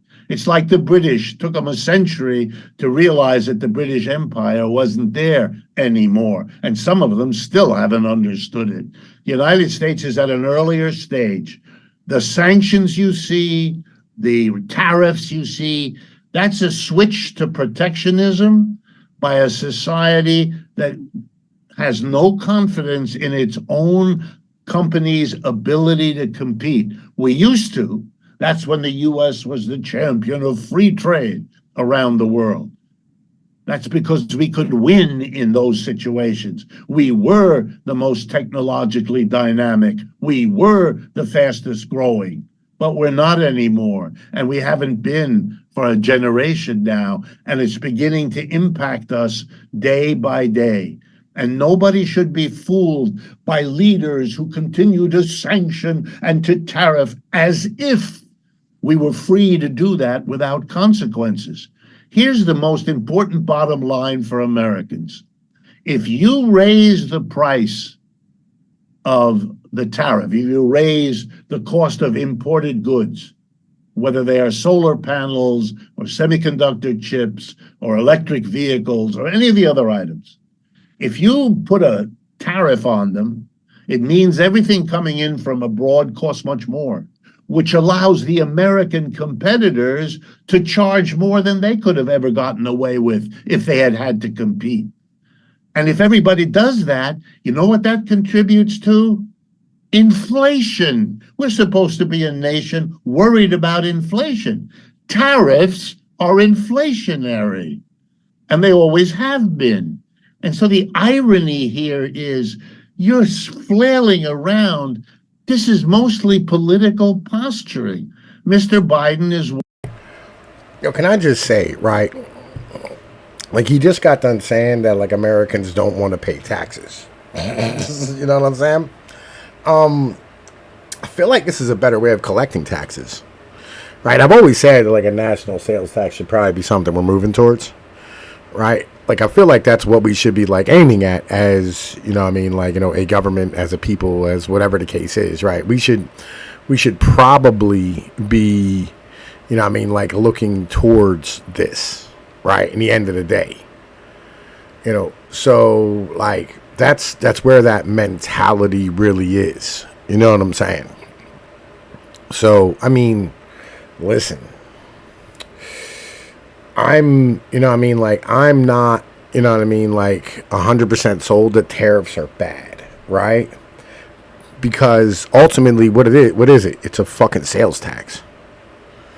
You know, I'm not angry at it, right? I mean, like, it does, like, reduce spending, right, on those items, which I'm fucking fine with, right? But I think we should just, like, move to a fucking sales tax model. Since we can't collect fucking taxes from the people or from the corporation, why not just move to a sales tax model and throw it on the fucking goods? And, you know what I mean, like, yo, it'll be inflationary, but at least, you know what I'm saying, like, it'll end up, like, curbing some of the demand, which will end up dropping the prices any fucking way on the back end. You know what I mean? It's kind of my mental. Let's keep going though. Worried about voters in Michigan, which is where a lot of automobiles that burn gas are produced. So he's going to say, I'm protecting your job. Look, the inflation is pricing people out of the supermarket, out of the department store across America. That means fewer jobs in supermarkets and fewer jobs in department stores. And those lost jobs are more in number than the ones you're protecting in the auto industry. So the honest statement here is this is mostly political posturing whose net effect on the economy is not going to be very significant one way or the other. Absolutely. I couldn't agree with you more. I uploaded a quick video the other day on this particular topic, just very high level video. And one of the questions that I received from a viewer was, well, why are you saying that tariffs are bad? Tariffs will allow our producers to produce more. But you just summed up the effect that these tariffs will have on consumers and businesses so well. And I think what you just said answers that question just very directly. Thank you, but let me amplify it a bit more. Also, can I say 100%, right? This is like Russian propaganda, right? Or BRICS propaganda, as it were, right? There is a lot of this going on, and I'm going to show you another example here soon, right? I'm going to line up another video while this is fucking playing. You know what I mean? I wanted to show you something that's been happening here recently, right? Because I want everybody to understand, like, listen, we have to look at ideas as ideas and not look at them from the aspect of, you know what I mean? And you have to remember that everything is propaganda right now, one side or the other, right? And I didn't used to always be, well, I mean, like, we've always kind of been on that level where it's like, I did like a whole live stream of like, are we being propagandized, right? Or like, are we spouting propaganda? Because like, it's something that I am concerned about, right? You know what I mean? Like, I don't want to be spouting anybody else's propaganda, but on the same level, I do want to, like, you should always pay attention to what your enemies say because your enemies know you the best, right? You know what I mean? Like, yo, listen, your friends aren't going to tell you the truth. Your enemies will, right? So, like, we probably should, like, listen to what the fuck is being said. And these are, like, actually not terrible ideas. And actually, I kind of like a lot of, like, what this motherfucker is saying about shit, right? You know, so let's keep rocking, though. The price of electric vehicles here in the United States will either be the $40, to use my example, that we have to give to China, 20 to China for the car, 20 to Uncle Sam for the tariff, or we will have these artificially protected high prices for electric vehicles produced here. But now keep in mind, in the rest of the world, our competitors can buy the cars they need, the trucks they need at $20. They buy it from China, the best and the cheapest. So what goes into producing goods and services in Europe or in Asia or Africa or Latin America are cheap cars and trucks, which will allow them to not raise their prices of final goods the way Americans will have to, because we're having to pay $40 for the same Chinese truck instead of 20, or an inflated price for our protected American producers, which means our prices will not be competitive with those of people producing in the part of the world where they can buy the cheap Chinese truck. That's going to hurt our exports. We are losing our export market, and that hurts employment in the United States. So it is simply not correct to say it's protecting jobs here. It's protecting some jobs here in the auto industry at the price of other jobs affected by the consequences of protecting the auto. That's the honest answer. And if a clever student raises his or her hand and says, well, which is larger, the protected auto jobs or all the other jobs? The answer is nobody knows. Because that work depends on what's going to happen in the future. It depends on all the other things. But the simplistic notion, the tariff was good for jobs, that's not true. And that is either said out of ignorance or more likely among the politicians, it's good for a headline. It pleases the people there, and we hope nobody does the little bit of extra thinking that you and I are doing in this conversation. Absolutely. And what's really interesting is that a couple of days ago, the United States reportedly threatened to sanction any country that signs trade deals with Iran. So are we effectively, we've got China, we've got Russia, now Iran. Well, Iran has been sanctioned, but now they're saying, well, we'll sanction anyone who even dares to do any business with Iran. So are we now effectively going after the BRICS bloc individually, not as a whole, but country by country? Yes. The BRICS, for everybody who doesn't know, China and its allies. The world economy is now split in a way it hasn't been for 75 years. Sorry. The world is now split in a way it hasn't been for 75 years. For most of the last 75 years, the dominant economic bloc in the world was the United States and its allies. These days, this is called the G7. The United States, Canada, Japan, Britain, France, Germany, and Italy. Those 7 countries were the dominant reality of the world economy. That is no longer true. There is now a second block of countries, namely China and its allies. They are called the BRICS because the first 5 that got together, Brazil, Russia, India, China, and South Africa, and a half dozen more that have joined since. To give you an idea, as of 2023, last year, the total GDP, the total output per year of goods and services in the G7 was around 29% of the total output of the world. If you look at the BRICS, their output, all of it, was about 33%. In other words, as a bloc, the BRICS are already a bigger economic unit than the G7. That is a momentous change. And it's a gap getting bigger with each passing year. They were roughly equal in 2020. They're already significantly far apart in 2023. It's going very fast. The United States is in a declining position in the world economy. It has been, but now it's being felt. You could pretend it wasn't there. You could deny it. There are plenty of people who do that still. But it's getting harder and harder as these tariffs and sanctions all show. That's the most important thing to understand. Every country in the world, and I want to underline, every, is rethinking its entire foreign economic policy to take account of the fact that there are now 2 power blocks. If you need to improve your exports or your imports or get a loan or get investment, you don't just go to London or Paris or New York. You can now go to New Delhi, or you can go to Beijing, or it's a whole new world. And your political alliances, look at the departure of Americans from Niger in Africa and being replaced by Russian troops. These are all signs.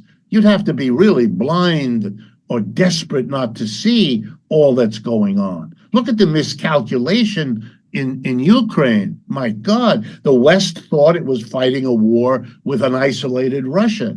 Wrong. Russia could turn and did turn to China and India and Brazil and got enormous amounts of help, meaning that the West misunderstood, which is why the West has had to escalate the fight and is still losing as a result. You're making colossal mistakes because you don't want to face how the world economy has changed and what that really means. Last point. There are many studies, many books, articles about sanctions, like the one you mentioned. If anybody trades with Iran, well, then. Okay, this is lovely. You know what this means? Very little. Countries that were trading with Iran will now make an arrangement. They will make an understanding with some third country. We're going to ship what we used to ship to Iran to you. You have a relationship with Iran that is different from ours. You are too important for the United States to bother with, so we'll work through you. It's a little extra cash to pay for the extra expenses, a little more record keeping, but sanctions are evaded. That is the history of sanctions. The more you put them down, the more the people you put them on figure out ways around it. It's a little bit like tax law in the United States. Every year, Congress rewrites the taxes, and every year, people who used to be in Congress are now private accountants, and they advise their rich clients how to get around the latest. And then the government adjusts the law, and the people who evade the law adjust the evasions. And this silliness is good for headlines, but doesn't change the basic situation. Russia did not stop doing in Ukraine what it's doing because you hit them with the mother of all sanctions. Iran didn't change its government. Last month, over the last month, the Secretary of the Treasury, Yellen, and the Secretary of State, Blinken, went to China, urging them to change their system. The Chinese must look at them and say, over the last 25 years, we have grown our economy 2 to 3 times faster than yours, year in and year out. That's why you're here visiting us. We are the greatest escape from poverty the world has ever seen. Over 1 billion people escaping poverty in a generation. It's unheard of. Nobody in their right mind would come here urging us to change a system that has worked this well. You can't. What are you doing? It's ridiculous. And you know, most of the world looks at it that way. Only here in the United States does it seem reasonable for the United States to go to China after 25 years of doing less well, giving them advice on making their system look more like ours. Wow.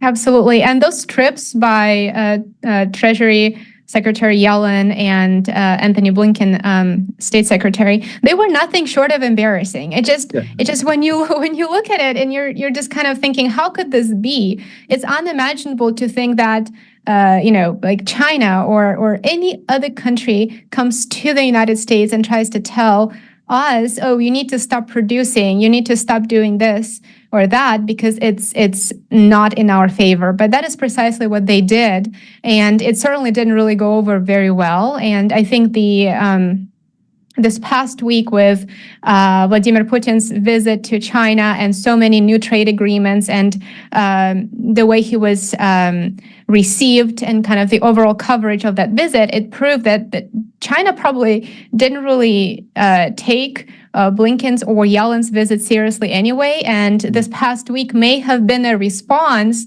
to those forms of trying to force them to change their trade policy, to change their policies in general. Do you feel that this past week was a message that they sent, or was this sort of a new step towards multipolarity and economic development for countries that have been developing but now found this new block where they can sort of play off of each other and help each other grow the BRICS bloc? I think my answer is it's both. I mean, I am as you are. I find it embarrassing that these leaders from the United States are so tone deaf that they cannot imagine how what they are doing looks to people in the rest of the world. I mean, American foreign policy on many levels, ever since at least Henry Kissinger back in the 1970s, so half a century ago, has been devoted to preventing an alliance between Russia and China.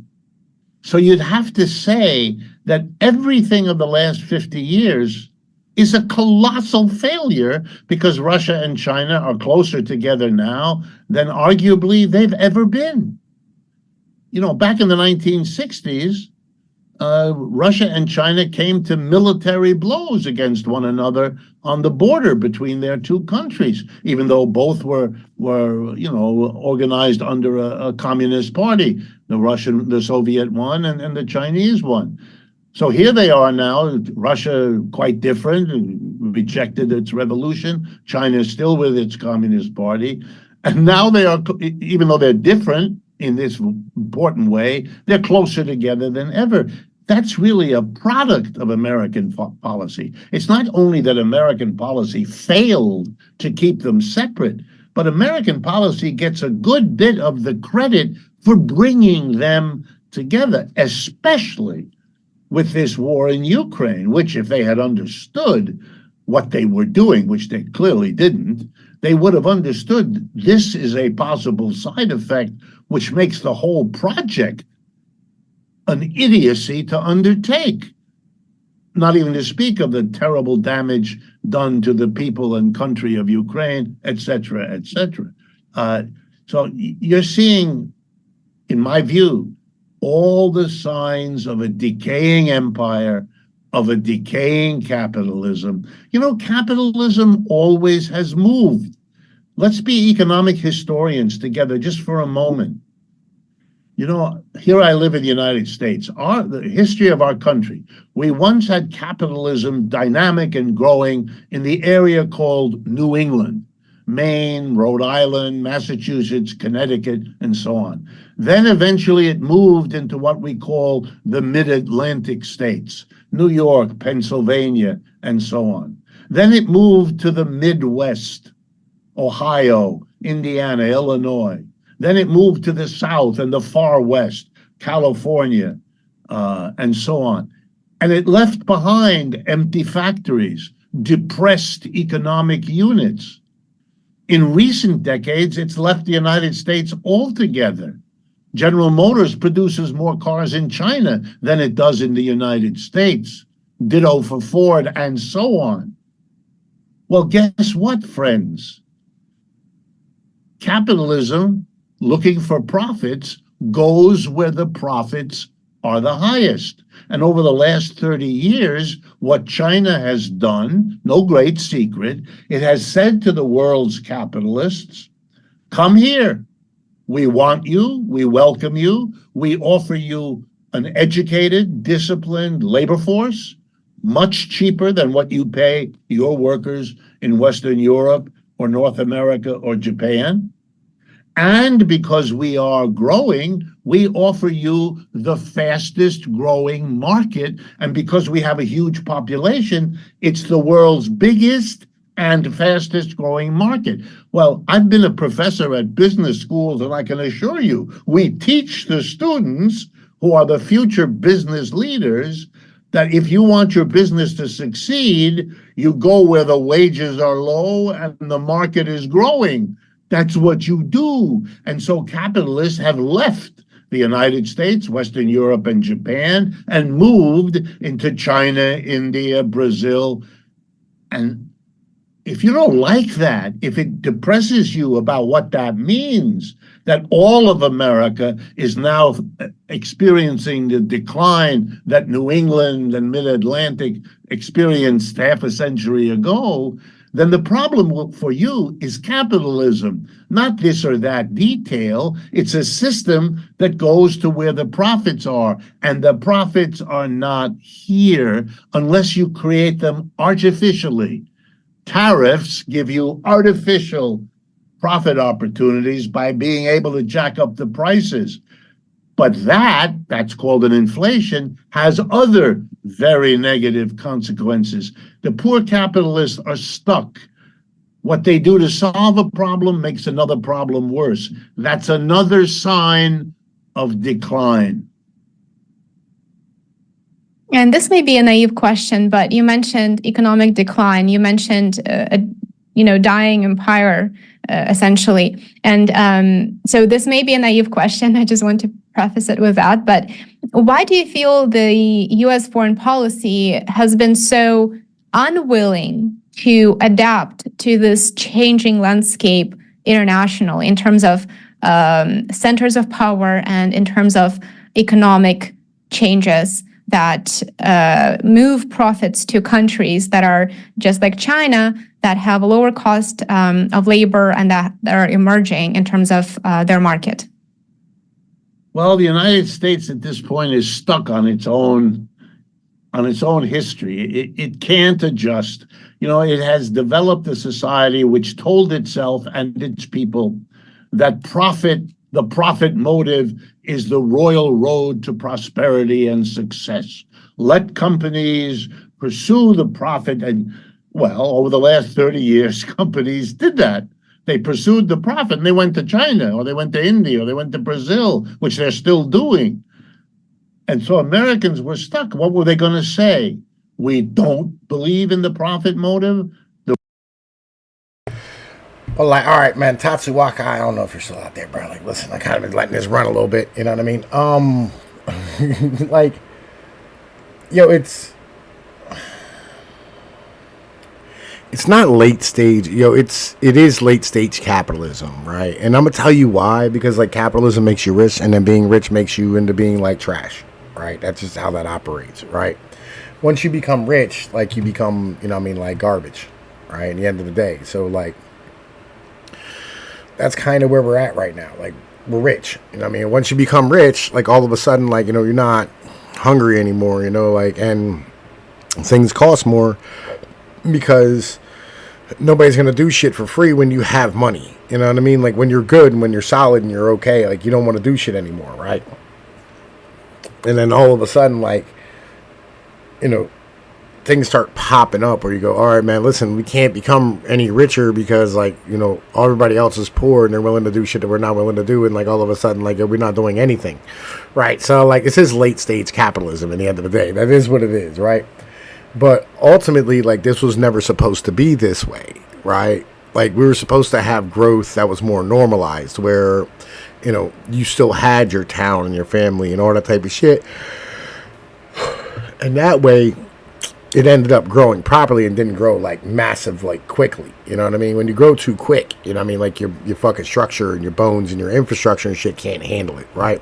It's like being a human being, like fucking Andre the Giant, right? Like when you grow too quick, your organs can't handle it.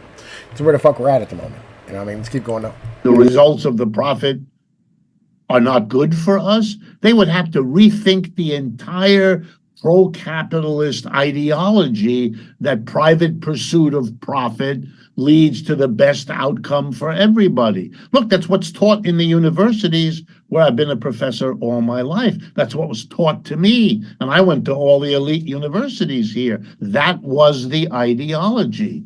And the problem is that misunderstands that capitalism is, in fact, a profit-driven system, and it will therefore go where the profits dictate. If you're the place to which profit dictates investment, you're having a good time. You're having the second half of the 20th century in the United States. But if you're living in a country which isn't the profit attractor, because that's somewhere else, China, India, then you're going to be on the bad side of the profit motive. That's what's forcing itself into the consciousness of the United States. They're now seeing that free trade and profit-driven is what lost the jobs. You referred to it earlier correctly about the disappearing middle class. They're beginning to understand. That's why we have the support for Mr. Trump. He at least sounds different. Doesn't do anything different, but he at least sounds like he's going to do something different, whereas Mr. Biden sounds like the same old continuing. And that puts Mr. Biden in a very dangerous position because he is not responding in the minds of millions of Americans to the felt economic crisis. This is a generation of Americans who don't believe that their children are going to have a higher standard of living than they do. When I was growing up in the United States, that was assumed to be somehow the magic benefit of being an American. Each generation would live better. You will live better than your parents. They lived better than your grandparents, et cetera, et cetera, et cetera. It was just built in to what came to be called American exceptionalism, that it was nothing exceptional at all. It was that profits were better here for all kinds of reasons, and capital came here. And when profits became better somewhere else, capital left. And the politicians don't know what to do. their ideology was free market. That didn't work out. They're now switching to economic nationalism, protecting everywhere, sanctioning, funding this company, funding that company. Billions have been given, for example, to Elon Musk. The production of electric vehicles in this country by Tesla is a government-funded project. Americans don't want to face that. But if they hadn't done that, then he would have done everything elsewhere, or he wouldn't have done it at all. The government is crucial, not just when we collapse, like in 2008 and 9, and the government had to come in and bail out the banks, or in 2020-21, when the government had to save us from the COVID pandemic. The government is continuously now being brought in because this capitalism cannot compete. And that takes us right back to the beginning of our conversation. We can't compete with the electric vehicles either. And so we're protecting without facing that this is going to worsen the inflation that we're supposed to be fighting. These kinds of absurdities, these are signs. It's like a doctor reading a patient, your body. There are signs that a medical trained person can see that you've got some serious issues to deal with. It's not just that you have a rash here or a pain over there. There's something more fundamental going on, and hopefully they can figure it out and treat it. We're in that situation, except we have a country whose politicians have to end every speech by saying we are in the greatest economy and the greatest. It's no longer true. The wages aren't the highest here. The standard of living isn't high. It's all not true, but we have a cheerleading political environment that hasn't yet been broken, although I must tell you, the number of people that I encounter as an American who are questioning capitalism, I've never seen that in my entire life, what I am seeing around me now. And the willingness of young people, particularly young people, to challenge and question what the government is doing. Well, you can see it on the campuses around Israel and Gaza, but that's the tip of the iceberg. They're questioning everything. And that's because they're not being offered the jobs they were taught to expect. They are not being offered the economic future they were taught to expect. And they are asking the questions that intelligent human beings have always ran a table on that when bitch. things don't work the way they're supposed to. And you mentioned that even younger people are starting to sort of think, well, things aren't really going as we're told on, in the mainstream media. So people are starting to realize that these changes that we're facing, they're not going to, it's not something that will impact us 50 years from now. This is something that's already impacting our society, our purchase. All right. So listen, I wanted to show y'all something, right? Okay. So this is Scott Ritter on fucking Jimmy Dore, right? So you're making people not want to, and that's the worst thing you could do. But of course, that's what they do all the time. And do you think the people who, my theory is they don't care, but or is it that they're dumb, right? Because this is what they said would happen with Trump, that he was going to scare away everybody and this world wouldn't respect us and it would be, but that's what's happening under the neocons that are in the. Okay, so, but here's the thing about Scott Ritter, right? Listen, Scott Ritter got caught recently fucking trying to leave the United States to go to Russia, right, for some type of thing, right? And he's been an outspoken opponent of, the war in Iraq, and, he's been an opponent of the war in Ukraine, and, he's an opponent of, he's an opponent of the fucking State Department. But check this shit out. Adults attempting to sexually assault minors they met online. That work led to hundreds of convictions and laws across the country being enacted to deal with this issue. Meanwhile, the element we were inspired to work, chat rooms. On a February afternoon in 2009, Ryan Veneman, one of only 5 full-time police officers in tiny Barrett Township, PA, decided to spend some time hunting for sexual predators online. Veneman entered a Yahoo chat room, where the minimum legal age is supposed to be 18, and passed himself off as a teenager named Emily. Before long, he was contacted by a man who said he was 44 and called himself Delmarm 4 Fun, a reference to Delmar, NY, an Albany suburb about 3 hours from where Veneman was sitting in the Poconos. Age? Delmarm 4 Fun asked. 15. Aha, came the response. New York or PA? A graphic flirtation ensued. At one point, Delmarm 4 Fun asked Emily again if she was 18. No, I'm 15, Veneman replied. Aha, Delmarm 4 Fun said again. My bad. What's wrong? Veneman asked. Didn't realize you were 15. So why you don't like me? Veneman typed, mimicking an adolescent's mangled syntax. I do, very much. Law. Just don't want any trouble. After about an hour of this, according to logs later presented in court, the man Veneman was talking to masturbated in front of a webcam and announced he was off to take a shower. You know in a lot of trouble, don't you? Veneman typed. Huh? I'm a undercover police officer. You need to call me ASAP. Nah, Delmarm 4 Fun wrote. You're not 15. Yahoo is for 18 and over. It's all fantasy. No crime. I have your phone number and I will be getting your IP address from Yahoo and your carrier, Veneman wrote. We can do this 2 ways, call me and you can turn yourself in at a later date or I'll get a warrant for you and come pick you up. The perpetrator turned himself in almost immediately. Delmarm 4 Fun, it turned out, was Scott Ritter, one of the most controversial figures in American foreign policy for the past decade and a half. In a bizarre moment, harsh critic of the Bush administration's push toward war with Iraq. Alright, hang on, bro. Listen, so that was the most recent one, right? But check this shit out. Suggested that recent news reports of his arrest in an internet sex sting in 2001 were part of an attempt to silence him.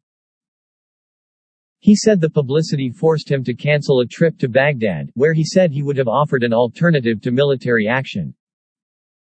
Quote, the timing does stink.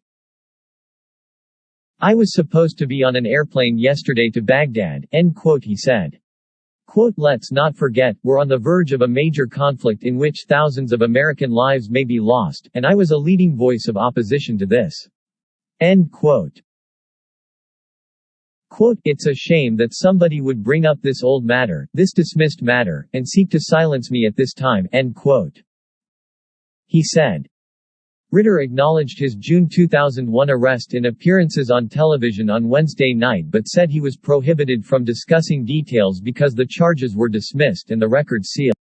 Ritter's case is certain to draw criticism from supporters who feel Ritter is being singled out because of his outspoken views against a possible war in Iraq. End quote. He was charged with a Class B misdemeanor, the least serious state crime on the books, for allegedly setting up a sexual rendezvous with a person who he thought was a 16-year-old girl. Ritter was unaware that he was chatting over the internet with an undercover colony investigator posing as a teenage girl. Police were waiting for Ritter when he showed up at a Burger King in Menands to meet the girl. The case was adjourned in contemplation of dismissal, meaning the charges would be dropped and the records sealed if he didn't break the law for a 6-month period. The deal was negotiated between Assistant District Attorney Cynthia Pricer and Defense Attorney Nora Murphy and was approved by Colony Town Justice Peter Crummy. Last week, Albany County District Attorney Paul Klein fired Pricer. Klein has refused to discuss the case other than to say his staff was told to inform him of all sensitive cases. On Friday, Klein was equally tight-lipped about the impending federal probe of Ritter. Quote, I can neither confirm nor deny the veracity of that report, primarily because you're asking me questions about a case that all the parties have acknowledged is sealed, end quote, Klein said. Quote, I can't comment on another law enforcement agency's dealings with a sealed file. End quote. Ritter finally broke his silence Wednesday after days of negative publicity about his arrest, including reports he had tried to meet with a 14-year-old girl 2 months earlier, in April 2001, and was given a warning by Colony Police. On Tuesday night, Ritter canceled a trip to Iraq. Yo, listen, bro. Okay, let's keep this 100% honest. All right? You know what I'm saying? Like real shit. Okay? This is not entrapment. Scott Ritter. This is 3 times. Not once, not twice, 3 times. Okay? If you're a grown man on the fucking internet, right? Like, you know, there's kids who run around fucking Discord and shit.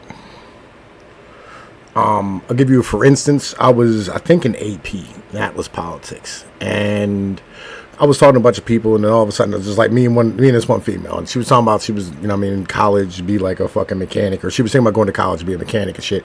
And so we're talking cars, right? Like, I'm a fucking car guy, right? We're sitting there talking about cars and shit, right? You know what I mean? And then all of a sudden it was just me and her, right? You know what I mean?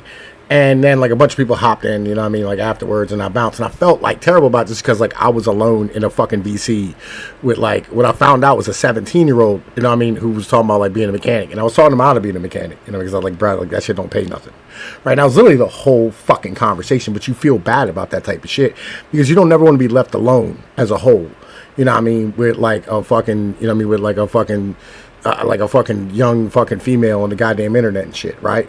This dude 3 times, not only was on the internet with a fucking young female, he set up a meet for sex with a 14-year-old and 2 16-year-olds, right? They're all cops pretending to be this, right? But like, set up sex 3 fucking times with underage fucking people on the fucking internet. You know what I'm saying? Like, yo, listen, that is a fucking predator in the end of the day. Right? Let's keep this 100% honest. And now, this dude is compromised. And he's involved with, like, foreign relations and running around talking to other governments and shit and giving speeches. And, you know what I mean? Like, he's on, like, other people's YouTube channels and shit.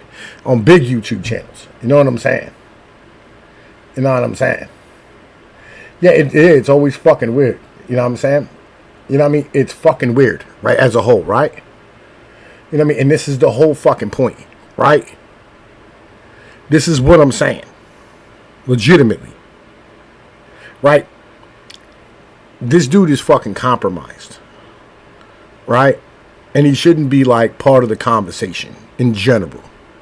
I understand, like, listen, you know, like, he was a fucking UN weapons inspector and all this type of shit, right? But, like, real talk, the guy's 100% like a fucking psyop. You know, there's both sides of this shit too, right? You know what I mean? Let me stand here and motherfucking find this joint real quick, right? Right, just to show you that, like, you know, this is not, you know what I mean, just like one thing in the end of the day, right? Yeah, let me do this, right? Let me throw this up here too, right? You know what I'm saying, right? The witness is anonymously identified as John Here to Help. He said 2017, California Rep. Adam Streff dressed up in drag and went to Chateau Marmont near the Standard Hotel in Los Angeles. A handler plied a 10 or 11-year-old African-American male child with methamphetamines or crystal meth. The handler allegedly took a child to Schiff's room. The black kid was unconscious. He died of an overdose. Schiff allegedly raped him for an hour, thinking the black kid was just unconscious. When Schiff discovered the child is dead, he freaks out. The anonymous federal protective witness said. The witness, who was one door down, saw everything that happened. This witness saw the crew and who was sent to clean everything up. Moments later, John Here to Help said Schiff had that well-known witness killed. Right? That's Adam Schiff, congressman. You know what I'm saying? Like, this is the point, right? There's a lot of this type of shit on both sides, right? Where, like, literally these human beings who probably, like, you know what I mean, should either A, be in jail, or B, be dead. You know what I'm saying? Like, are out here, like, literally, like, being given propaganda, you know what I'm saying, and being protected by, like, these government agencies, whether they're the feds or whether they're Russia or whether they're China or whether they're whoever, right? They're literally, like, fucking compromised, right? And they're spreading propaganda to us. And it's important to understand these things. This is why, like, you got to, like, really sniff out every fucking idea that you get. You can't just take every piece of human beings. You know what I'm saying? Yeah, humans is a bit of a stretch to me, too. I feel you, right? This is where we are, right? Keeping it a buck. that this is where shit's at. You know what I mean? So, like, understand something. Like, yo, listen to your enemies and what they have to say. But on the same level, do the research, put your head into things, you know what I'm saying? And, like, yo, pay attention to what's going on around you and realize who the messenger is, right? Like, because 90% of these people are hilariously fucking compromised. You know what I mean? Like, they said for years that Jimmy Dore is a Russian plant. Let's keep it a buck. Let's keep it all the way out of here, bro. Like, let's keep this 100% honest, okay? Right? This dude literally goes on Jimmy Dore's show and explains, right, that, like, some nonsense about this bullshit. There was 3 times. He was caught twice trying to meet fucking underage kids in public. You know what I mean? All these people are fucking compromised. It's a big difference between, like, like, oh, man, listen, they say they found some nonsense on your computer. You said, I didn't know that shit was there. I didn't put it there. Right? That shit there. I'm like, okay, got you. You know what I'm saying? That's the feds, motherfucking, or, like, whoever trying to, like, bang you on some nonsense. I can understand. Okay? But when you're literally, you know what I'm saying? You know what I mean? Like, real shit. Right? When you're literally, like, going in fucking real life to go meet somebody, that's a choice you're making. Because, like, you got money. You have status. There's no reason you can't fuck, like, overage broads. You know what I mean? Like, it's where the mental is. You want to keep it 100. Right? Like, at that point, there's something wrong.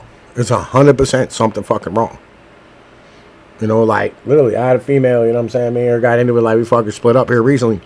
Man, listen, bro. 3 new ones. Well, not new ones. Recycled. But, like, it is what it is. Right? Pull the Jones off the back burner. You know what I mean? Collectively, they're like, what? Like, 42, 43, and 46. Why? You know what I'm saying? When I stand here and deal with somebody, you know what I mean, who's, like, younger. Like, why? It's unnecessary. Right?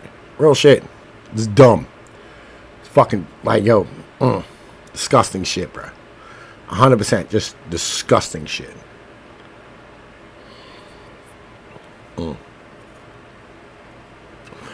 But this is the propaganda we receive. So when you hear all these things right out here about, like, Ukraine stuff and all this shit, you know what I mean, Russia shit, all these things, understand, like, yo, there's a lot of propaganda going on right now on all sides of the fucking ball game. Right? Ridiculous amount of propaganda online. You know what I mean? And what we got to do is you got to, like, stand here and, like, research shit and put stuff, you know what I mean, put stuff together and try to handle business. And I'm going to do the best I can to make sure that I'm giving y'all the best information I possibly can. You know what I mean? Which, by the way, you know what I'm saying? I'm going to hand y'all another really nice little piece of something here real quick. Right? Let me grab this for y'all. I'm going to throw this up on the motherfucking screen.